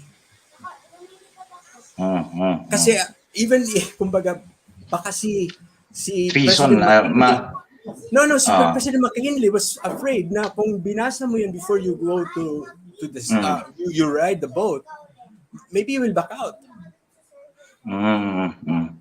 Because everything that the Americans knew was hindi sila colonizer. Yes. Everyone back home knew that hindi Until sila then. Ito, may share na naman ako. Sige. Go. Sige lang Ito yung kung paano put mo muna dito. Ito ba yung kung paanong nagdesisyon si McKinley. Yan. Maganda yan. Yan ba yung kasama niya si Rockefeller? Ito. Sa loob ng room. Okay, decision on the Philippines. Yan. Tinan mo. Sandali, palakihin ko. Yo. Good. Nice. So, ayan. So, ano to ang maganda sa Amerika kasi, naka-open lahat ng mga historical archives sa madaling Yes. Diba? So ito, source, General James Rusling, interview with President William McKinley, the Christian advocate, January 22, 1903. Sabi niya, President William McKinley was deeply ambivalent about war against Spain. The last president who have served in the Civil War said he had seen too much carnage at battles like Antietam to be enthusiastic about war with Spain. I've been through one war, I have seen the dead piled up, and I do not want to see another. Ultimately, however, the pressure of public opinion forced McKinley into the war that made the United States an international power. Newspaper publishers like William Randolph Hearst and Joseph Pulitzer, ito na yung yellow journalism, worked up war fever among the public with reports of Spanish atrocities against Cuban rebels. Then Hearst's New York Journal published a leaked letter in which chief Spanish diplomat in Washington, Enrique de Lome, described President McKinley as weak and a petty politician. Intriga na to no? Parang yellow na yellow Resa? Is that you? Resa. Diba? Hearst publicized the Delome letter under the screaming headline, Worst Insult to the United States in its History. Days later, an explosion sank the USS A Maine thousand cuts. The A win. thousand cuts. Diba? Days later, an explosion sank the USS Maine in Cuban's Havana Harbor. A Which they naval sunk court, themselves. diba? A naval court of inquiry blamed the explosion on a mine, further inflaming public sentiment against Spain. At the end of the Spanish-American War, pressure on President William McKinley to annex the Philippines was intense. After originally it would be criminal aggression for the Manok. United States Manok. to annex the Philippines. Mm. He reversed himself partly out of fear that another power would seize the Philippines. Oh yes, yes. He Uh-huh. claimed that. I Uh-huh. think that would be the British No, the French and the Germans, they were afraid of and the that. The Germans. French and the Germans are right outside Manila Bay. Manila They Bay, were they right were. outside Manila Bay They're Ayan, watching. that time. 6 weeks after Dewey defeated the Spanish fleet at Manila Bay, a German fleet sought to set up a naval base there. So, There. Oh. Germany, Kikinig ka. the Kikinig ka. British and Japanese also Mm. sought bases in the Philippines, Yeah, unaware that yeah. the Philippines were the only predominantly Catholic nation in Asia. President McKinley said that American occupation was necessary to uplift and Christianize the There you Filipinos. go. Hindi niya alam na 300 years na tayong Katoliko dito. Gusto niya i-Christianize pa tayo at gawing civilized. Yan, that's how they have really hijacked the independence of the Philippines. So ito na yung mga decision niya that we could not turn them over to France or Germany, our commercial rivals in the Orient. Ibig sabihin, commercial rivals sa market sa China. That would be bad business and discreditable. Ngayon yun. So suddenly, they are trying to justify, taking us from ourselves. So we were already a nation before the Americans took us. Sas, you read for us this one. Ay, ang ganda. Ito Naginaldo yung ba sabi to? niya. Oh, Ano ba to? Was this originally written in English? I know si Aguinaldo kasi wrote to General Merritt and it was being translated. Okay, so may translator si Aguinaldo na napakagaling mag-English. Ang galing mo. Ano? Yeah. Are we, perchance? Okay. He was asking before that. Before this part, he was saying that why are the revolutionaries in Cuba being prepared for independence? And this is his next slide. Okay. Dirahin mo. Ang ganda nung, are we perchance less deserving of liberty and independence than those revolutionists? Oh dear Philippines, blame your wealth, your beauty for the stupendous disgrace that rests upon your faithful sons. You have aroused the ambition of the imperialists, correct, and the expansionists of North America, and both have placed their sharp claws upon your entrails. Loved mother, sweet mother, we are here to defend your liberty and independence to the death. We do not want war. On the contrary, we wish for peace, but honorable peace, which does not make you blush nor stain your forehead with shame and confusion. And we swear to you and promise that while America, with all her power and wealth, could possibly vanquish us, killing all of us, but enslave us, never. Ang ganda, no? Ang galing ni Aguinaldo. I can just imagine kung gaano to kaganda in Spanish. And then now, did he hate the American people? No, he didn't. Look at how he ends it. Look at how he ends this thing. Oh, sensible American people, deep in the admiration of all the Philippine people and of their untrained army, of the courage displayed by your commanders and soldiers. We are weak in comparison with such titanic instruments of your government's ambitions, Caesarian policy, and find it difficult to effectively resist their courageous onslaught. Limited are our warlike resources, but we will continue this unjust, bloody, and unequal struggle, not for the love of war, which we abhor, but to defend our incontrovertible rights of liberty and independence, so dearly There you won in war go. with Spain, and our territory, which is threatened by the ambitions of a party that is trying to subjugate us. Okay? Wow. A party. He was just blaming a few people who are, So but now, not the American people. not It's the the American American people. government. So pareho sila No, ni Ahmed. just a Ah. small part. Okay, just a small group in the American government because he knows. Okay, that Now you can just imagine how ridiculous it is when the Reds, the communists and the socialists here in the Philippines, would want to sabong Aguinaldo and Andres Bonifacio. It's ridiculous because Andres Bonifacio is nothing next to this guy. But Andres Bonifacio is the ano, kasi they represent a different class. Eh.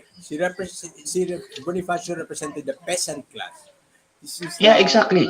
So he had a role in the Katipunan. He had a role in the revolution, but to say that he was the other Filipino leader that Aguinaldo we'll see.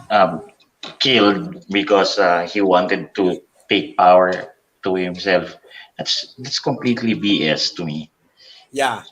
And you see, historical revisionism, okay? They tell us not to touch our history. There are a lot of things in our history as written by Filipinos which are so lacking. We do not Exactly, understand may our mga butas-butas. ang dami natin butas-butas. Do we understand Aguinaldo? Do we even Eh, understand why our Katipuneros fought the Spaniards in the first place? oh, yung ngayon, may mas Because mas mas may mas recent na na example diyan. Itong MIM is the story of that several hours that remained for the Marcoses to be in Malacanang. And that time period is blank in our history. It's a black hole. We don't know what happened there inside Malacanang in those 8 hours or 8 or and they so don't want hours. us to find out. And They don't now want us that to there is actually a filler to fill that black hole, they don't want it. They do not want it. So they would rather have a bungal history than listen to a possible good account of what actually happened there from the point of view of the people who were there. Di Okay, ba? sagutin ko lang si Tatiana and then ito si komentarista.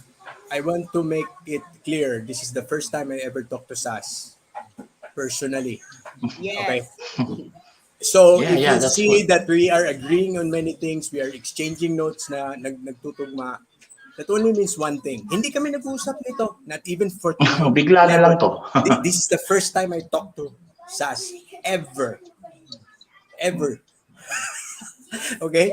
So you will see now when you are talking of the same things and ano, then it must be on the hindi to at saka wala to sa kasaysayan na inaral natin sa high school.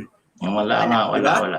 We have to look deep into ano, di ba? Pagkatapos ng And, comment mo nung JP dun sa buuin natin yung kwento kay Oh, McKinley. yeah, Di ba? yeah. Basahin mo muna yan, Oh, JP. yeah. Okay? Kulang na kulang, butas na butas ang history natin. Grabe, ngayon ko lang medyo naintindihan. Aside ni Aguinaldo, yeah, Aguinaldo is been portrayed as a, alam mo yun, parang rich kid lang na ano, walang, ay mm, nako, no. They all fought different battles like that. Bonifacio did. On yes. his own, he had a good battle. Hindi sila nagkaintindihan nito ni Aguinaldo, that's a fact. But alam mo yun, we don't understand them. We don't understand what they were fighting for. Kung ilalagay lang natin yan sa isang kahon na sasabihin natin, they were against the friars and they were just fighting for, what? No, they had issues.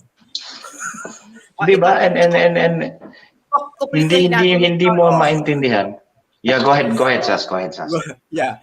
So edi nag-decide na si Dewey, 'di ba? So Mm. ngayon, nag-issue na ngayon siya ng tinatawag na Benevolent Assimilation Proclamation. Oh, yes, yes, yes, yes, yes. Oo Yun na nga, yun, oo yun na nga. yun. I Yun na remember that. nagkalat-silat.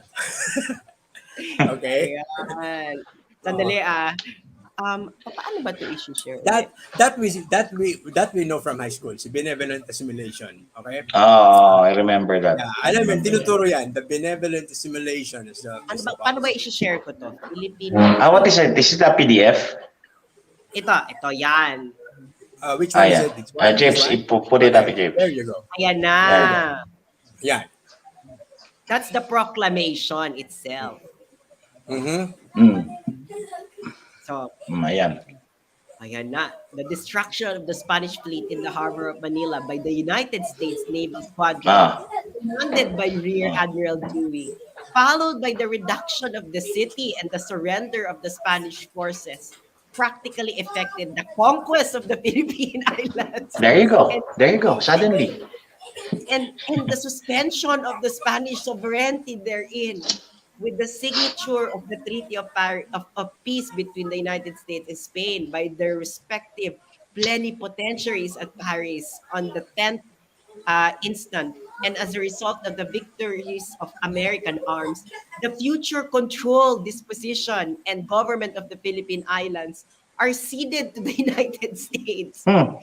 in the fullness of the rights of sovereignty thus acquired and the responsible obligations of government thus assumed, the actual occupation and administration of the entirety of the Philippine Islands Huh. becomes immediately necessary. You And the know, as an military, statistic. Yeah.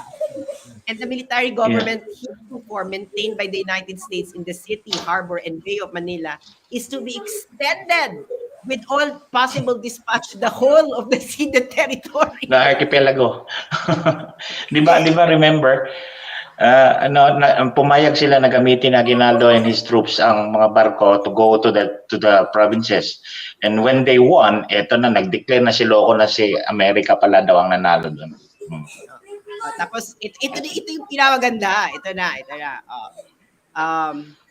All ports and places in the Philippine Islands in the actual possession of the land and naval forces of the United States will be open to the commerce of all friendly nations. Ayan na yung sinasabi ko sa inyong sinabi nila sa Spain, magagamit pa rin yung mga ports. All all goods all goods and wares not prohibited for military reasons by due announcement of the military authority will be admitted upon payment of such duties and other charges as shall be enforced at the time of their importation. Finally, ito na.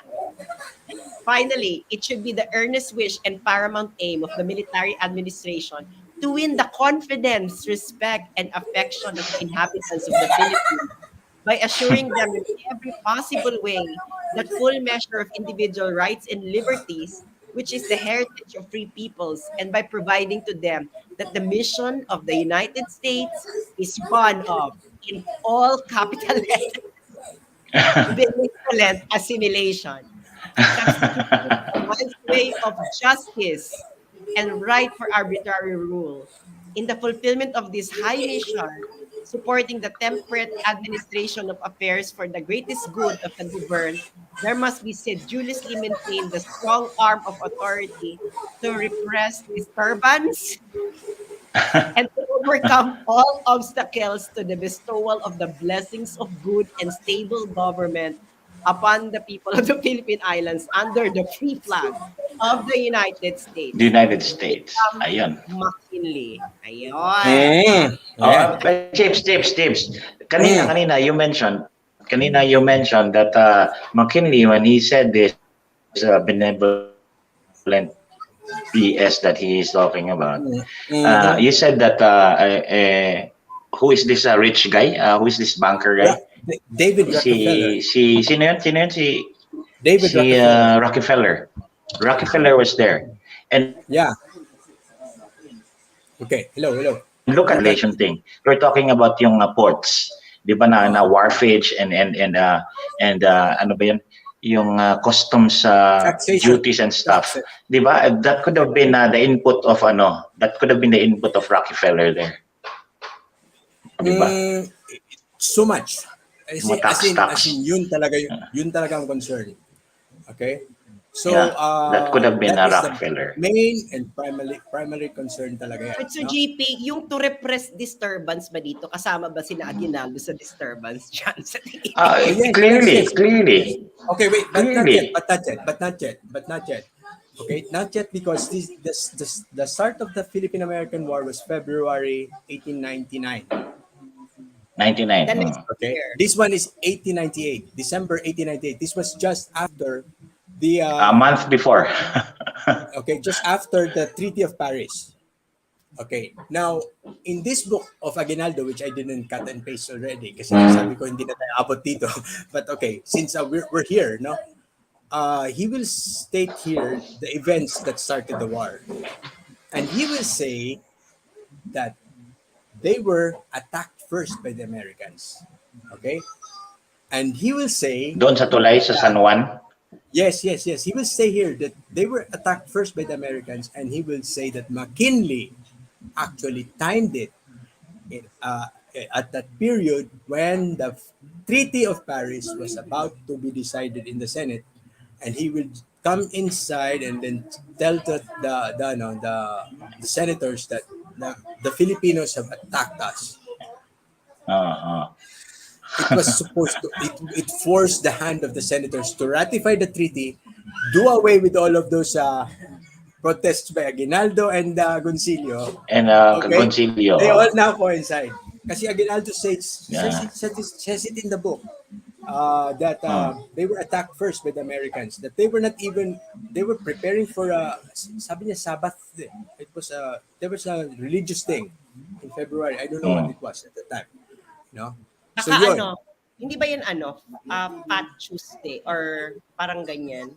Basta even the generals ni Aguinaldo, they were with their families. They were not in the field. Okay. February? February 20. Parang ano yata yan? Yan yata yung entry ni Jesus sa sa Jerusalem, yung Palm Sunday. Palm Sunday. Oo, baka ano na, baka, hindi ba Ash Wednesday? Baka ano na yan? So, pasimula na ng Palm Sunday kasi, yung and mga ganon, after a month, Palm Sunday, and after I think a month or 3 weeks, magiging Ash Wednesday. Kasi susunugin mo na yung mga pagaspas mo doon eh. I think that was what's going on there. Okay. Nakatoliko. So is it safe to say that the first war that the Philippines as a republic fought with, was the Spanish War? No, with the Americans. Yes, with the Americans. Tama. Kaya nga, Kasi it's called the liberation yung una eh. That's why we call it the Philippine-American War. Okay? And that's the only international war that we that we have ever involved in. Tama. Hindi, against the Japanese also. Pero hindi ba yun sa Japan because nandito yung inoccupy nila, na belligerent occupant sila eh. Yung Amerika, hindi. Ginera natin sila when they arrived. Oh yes. Like like what we did to Magellan. Di ba? Like ganun. Yun, at saka yung tawag nito yung yung World War II was fought not because of us, di ba? It was fought because they were fighting against the Americans who were running this country, di ba? At the time. Yes. So the Japanese didn't actually fight with the Filipinos. They fought with the Americans who were here in the Philippines. Parang parang war on terror. Di ba sasabihin ni boss? Proxy, war by proxy. We're not declaring war with that country in Pakistan. We're just warring with Al-Qaeda there. Kung magandang magandang i-discuss yan in the future, lalo na yung sinabi ni Artemio Ricarte, di ba, the founder of the AFP. Kasi di ba siya noon eh, Japanese si Artemio Ricarte. But Ricarte was with the Japanese, tama? Tama, Hapon. Yeah, and he was veteran of the Philippine-American War. Yes. Ito pala yung intention. Yung intention pala ni Aguinaldo, he wrote it very clearly in this in the first part of the book. He dedicates it to the great North American Republic. I dedicate this to you, this modest work, with a view to informing you respecting the international events which have occurred during the past 3 years and are still going on in the Philippines in order that you may be fully acquainted with the facts. Facts. Fact check. And that you may be fully acquainted with the facts and be thereby placed in a position to pronounce judgment upon the issue and be satisfied and assured of the justice which forms the basis and is in the fact the foundation of our cause. I place the simple truth respectfully before and dedicate it to you as an act of homage and as a testimony of my admiration for and recognition of the wide knowledge, the brilliant achievement, and the great power of other nations, whom I salute in the name of the Philippine nation with every effusion of my soul. The author. Ang galing magsulat talaga ng mga earlier statesmen natin. No? Alam mo ba kung paano ito magsulat kay General Merritt? Ang tindi. Kung manakot, napakagaling manakot. Kasi silang dalawa magbakbakan ng letters. I just lost that document na yung compilation ng letters between Aguinaldo and Merritt. Oh my God, yung takutan nila. Pati pa si Apolinario Mabini, kung sumausaw din, napakagaling din manakot din. And those were the letters proceeding towards maybe we'll discuss that one night, no? Yeah, let's do that. Before the war. Ang ganda ng takutan. Kasi tingnan mo. There was no time for the Katipunan to celebrate the victory against the Spaniards. Wala yung post-limini na tinatawag. Na after the war that you fix the political structure and all that. Wala because suddenly there was the Americans in the same day that we won against the Spaniards. The Americans suddenly became our oppressor na conqueror na naman. So then and thus began the war again against the US. So wala tayong so hindi nga nasulat ni Aguinaldo diyan si Jose Rizal, hindi niya naisulat diyan yung mga namatay na nauna sa kanya, di ba? Nakakalungkot, no? Yung nangyari no, na parang nanalo na sila sa Spain, biglang, bakit enter ang United States? Anong eksena niyo? Hindi, tsaka ganun yung naramdaman ko nung nag-EDSA 2 kami. Nandun ako noon sa Mindiola when ERA pa fled Malacanang, and then suddenly there was a group in EDSA. Oh, yes. You got frozen. EDSA. Naging frozen sila lahat. Sa Cavite, and then suddenly they proclaimed Gloria. Parang weird naman nun. Oo nga. Meron, talaga I think yun? mabagal na ako. Go ahead. Diba? Kaya nga, kung marirelate mo ngayon to sa visit ni Blinken. Yes. Oh, yeah. That's the context, okay? That's the context why we're discussing this. Now, we're not really at odds with the American people. There are a lot of Filipino-Americans out there, di ba? They educated us. They made us analytical thinkers. Okay. But, diba? Ito yung sasabihin ko about education. For our leaders to be able to write like this, before the Americans were able to educate us, it speaks a lot of the education here. Yeah, awesome din yung mga taong yun. Okay, and not only that, it was not true that there were no schools. Okay? Ito si Ed, nandito si Ed. Okay, I awesome noticed talaga. this. Okay, kaya ilustrado Kaya ilustrado. Makinig ka. We know that in every town in the Philippines, there is that plaza. And in the plaza, you can see the church, the municipio, and then a school. How many do we have of that? Hindi na tayo gumagalaw, Chips. Okay, okay lang. Maybe it's time to say goodbye. Yeah, almost. So how many plazas do we know of? Okay, just punta ka lang Ilocos, punta ka ng Visayas, punta ka ng Mindanao. All of the towns have this setup. All of the towns have schools since the Spanish times. So there were actually 2,000 schools all over the Philippines, and the the American claim na sila yung nagtayo ng mga eskwelahan dito, that's not that true. Pero JP, magbabacktrack lang ako. Even before the Spaniards came, There yung was mga already a indigenous learning. hindi Yeah.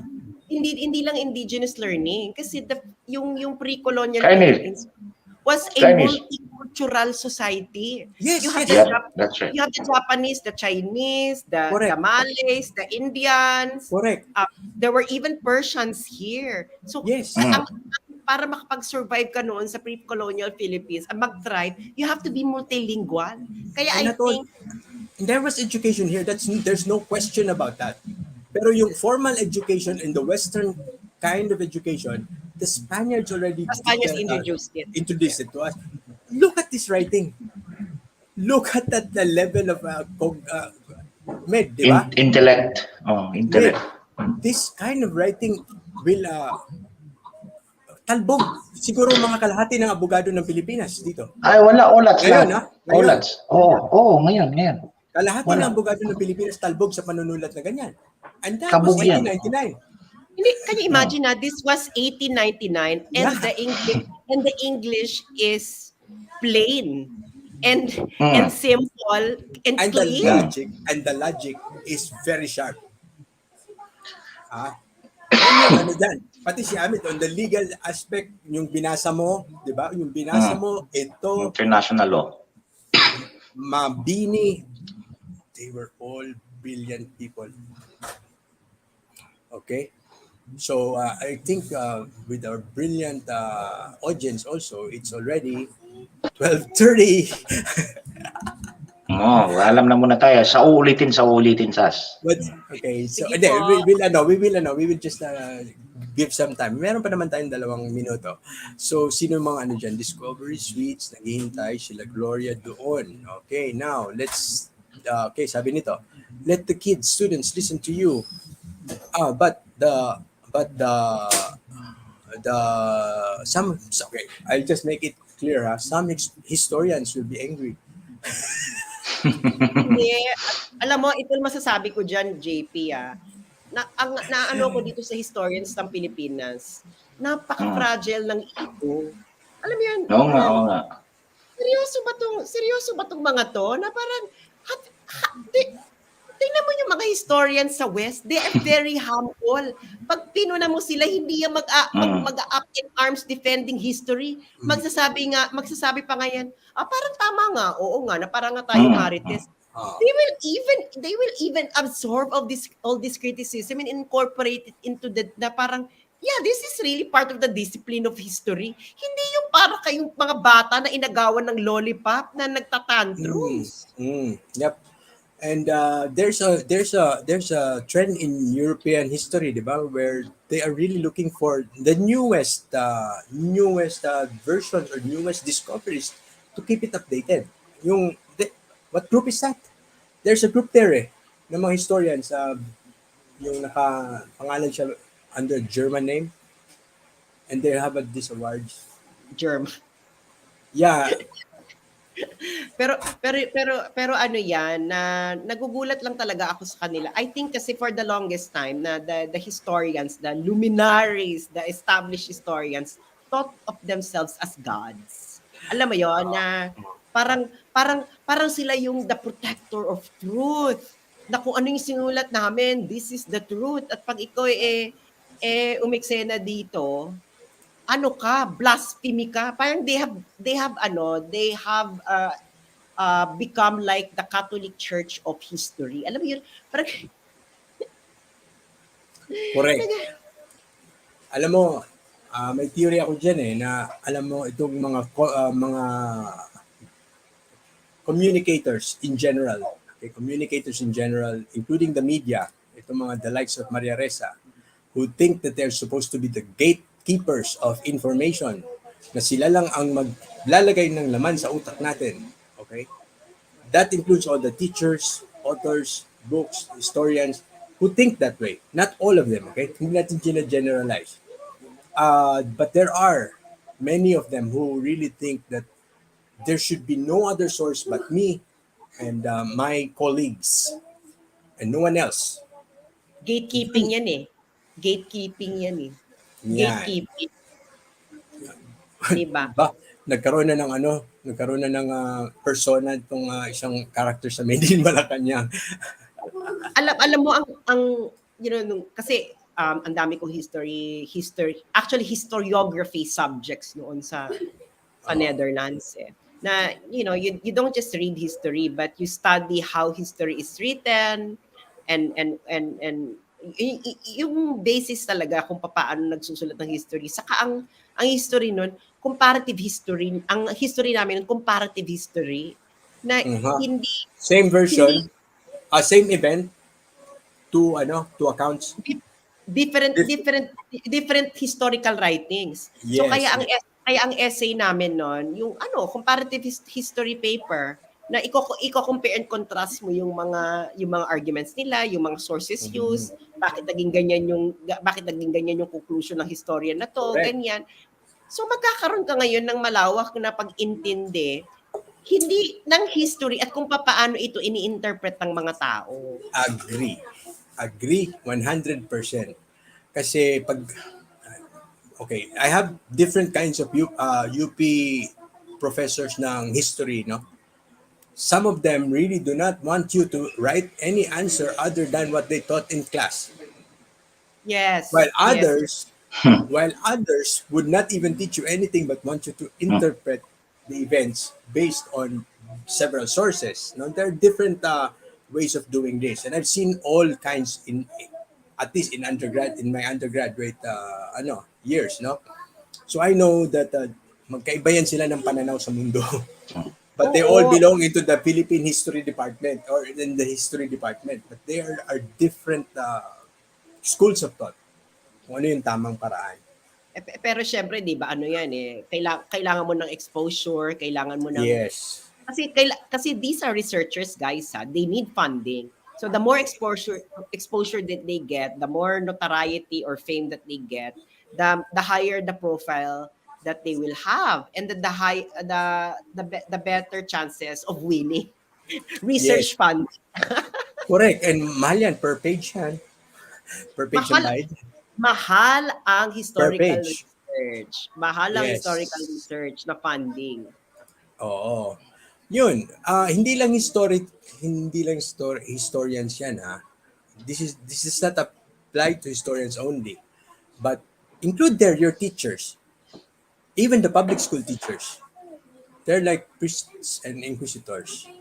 And your yung experience ng mga halimbawa yung mga Americans Japes, sina Rorty, they are historians, sociologists, philosophers. They talk about history from different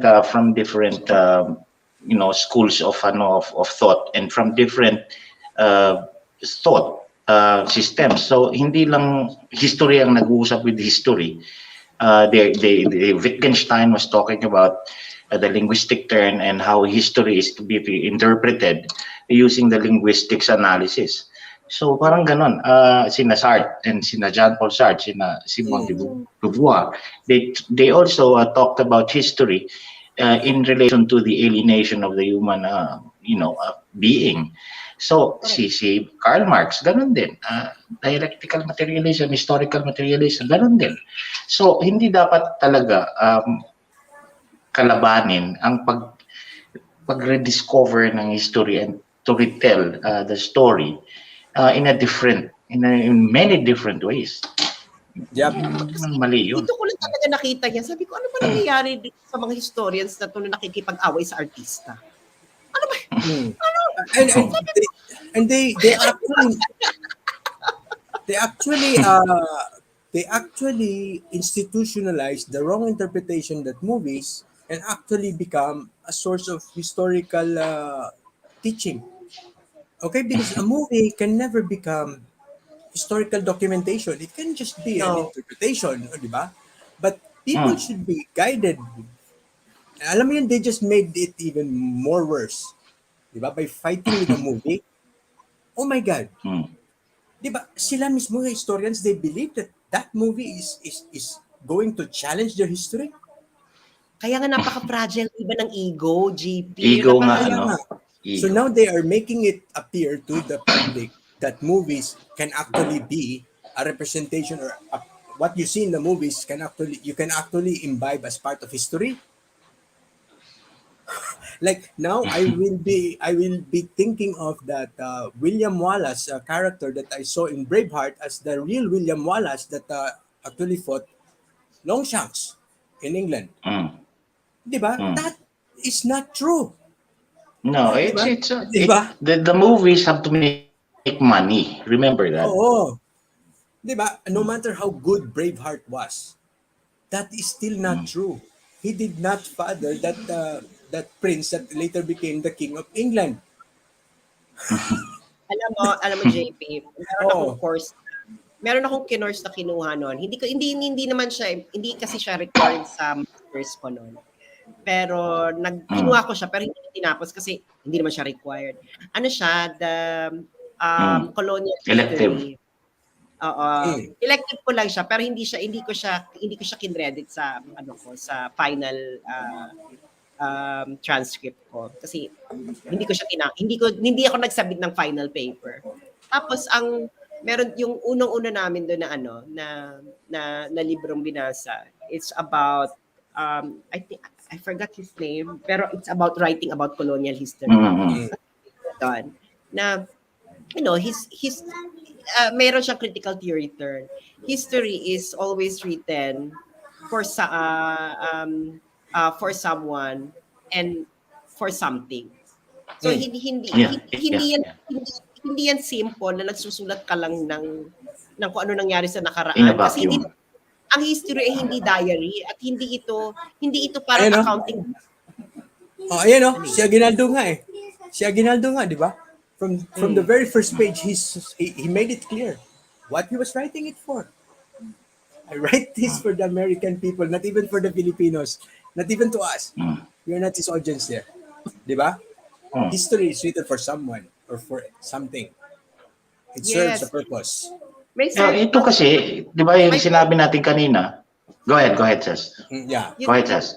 Yun nga yung may purpose. So itong film, let's say sabihin nila na merong purpose yan. Of course, that's really to present the side of Precisely. Whoever. It's a polemic. Diba? Ngayon, kung ano ngayon yung purpose nyo, why you're criticizing that? Kaya nga. Diba? Ito. Diba?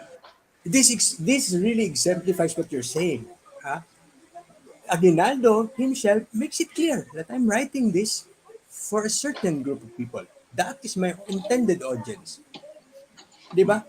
And every work of history, or not all history, because some history are just some historical documents, especially the primary ones, okay, like diaries, they're not written for somebody else. They're written for you to express your mind in paper, diba? Or reports, Memoir, not intended to be distributed for public consumption, diba?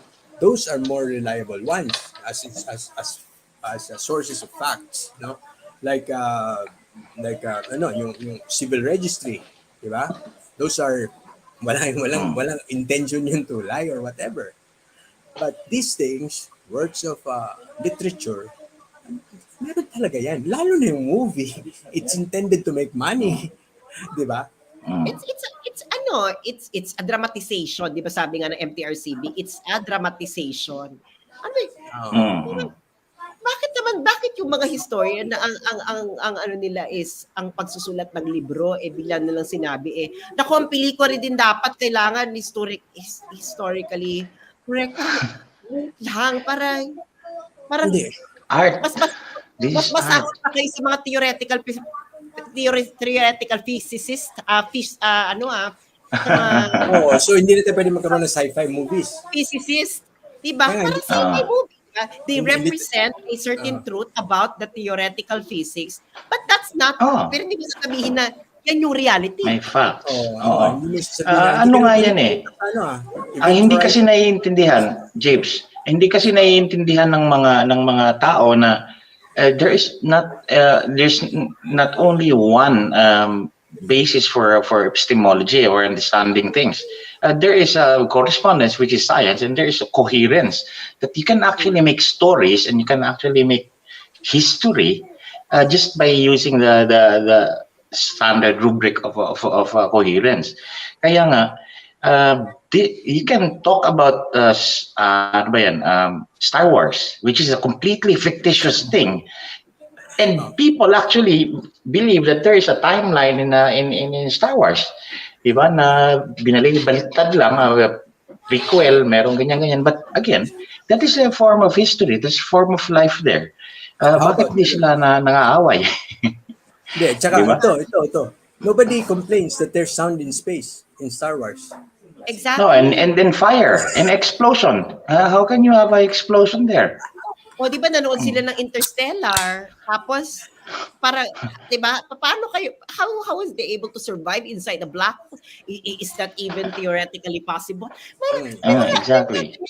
Napaka-fragile ng mga ego. I think it's not really about protecting history. Parang, Okay. hello They're naman. protecting a story. Okay, they're protecting a story. Okay? Yes. And Alam when you're na, protecting alam a na. story that is so fragile. Okay?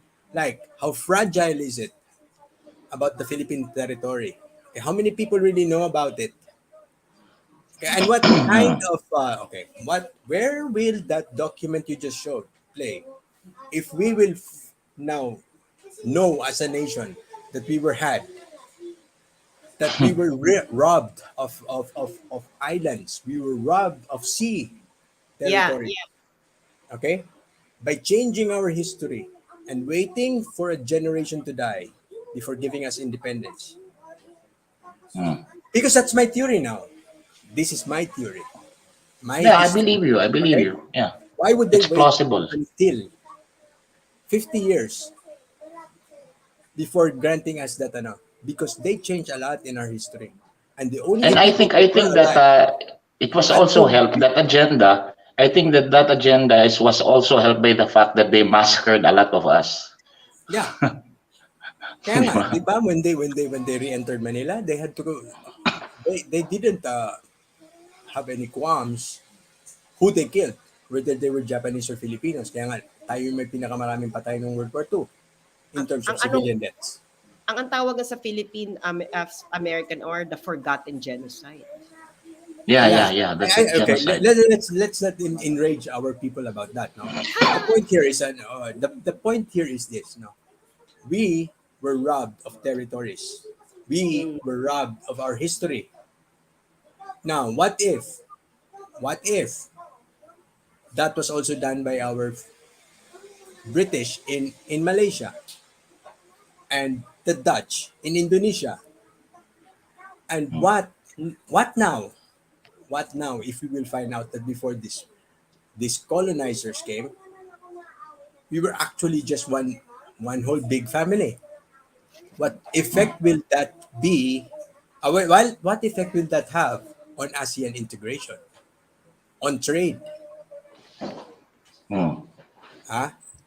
What effect will that have on trade? If we will now find out, the Indonesians will find out that we were one big trading network in Southeast Asia before they came. And all of our JP. memories about that have been erased. JP, nasa ano yan? Merong sinulat si Artemio Ricarte. Yes. Yan ang sinasabi niya. Yes, but but if we are able to find the exact lies that have been in place or put in place, no? Okay, ito na lang. How are we degenerating as a generation right now? We don't have any respect for religion because of this propagation of this belief. Separation of church and state. The wrong impression about separation of the church and state. So all these kids right now, they think that why the hell do we have in the third and the fifth generation, di ba? They no longer understand why we should keep on practicing our religions, whatever they may be. James, I think that more fundamentally than that is that we are not taught our constitution. Yes. We are not taught our Constitution at all. The And we are separation not. of powers, which is a basic tenet of a democracy, a representative democracy, as a Republican, nobody knows anything about this. They do not understand the separation of powers principle na napakasimple.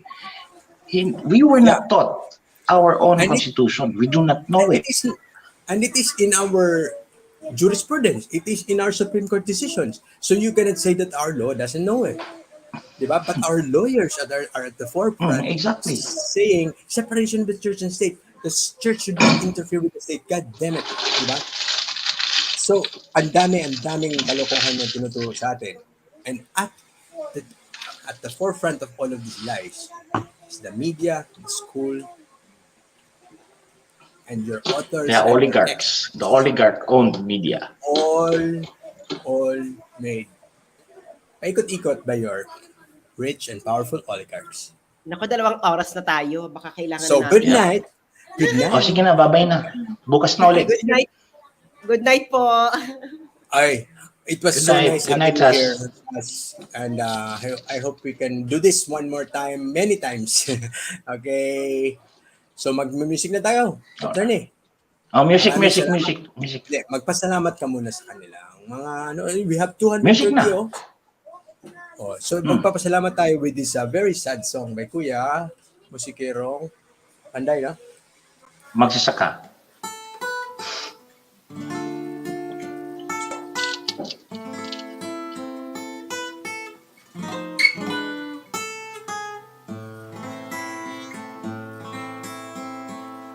Alon ng kapalaran, tumigil na sa iyong pang-aabuso sa akin. Ako'y nasindak ng alurin sa baybayin ng kahirapan at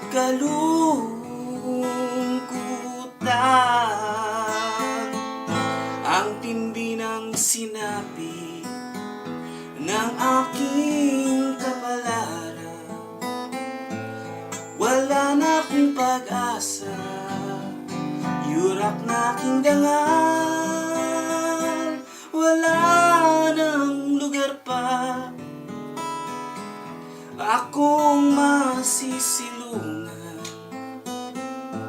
O alon ng kapalaran, sana'y tumigil na.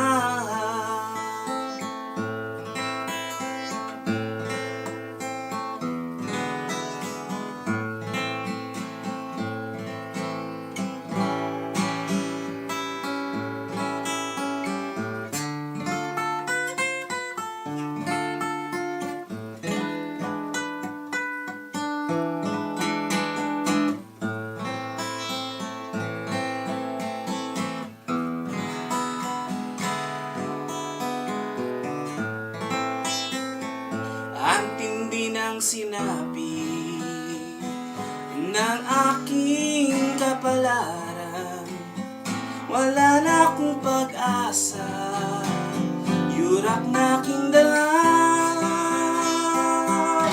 wala nang lugar pa akong masisilungan. O alon ng kapalaran, sana'y tumigil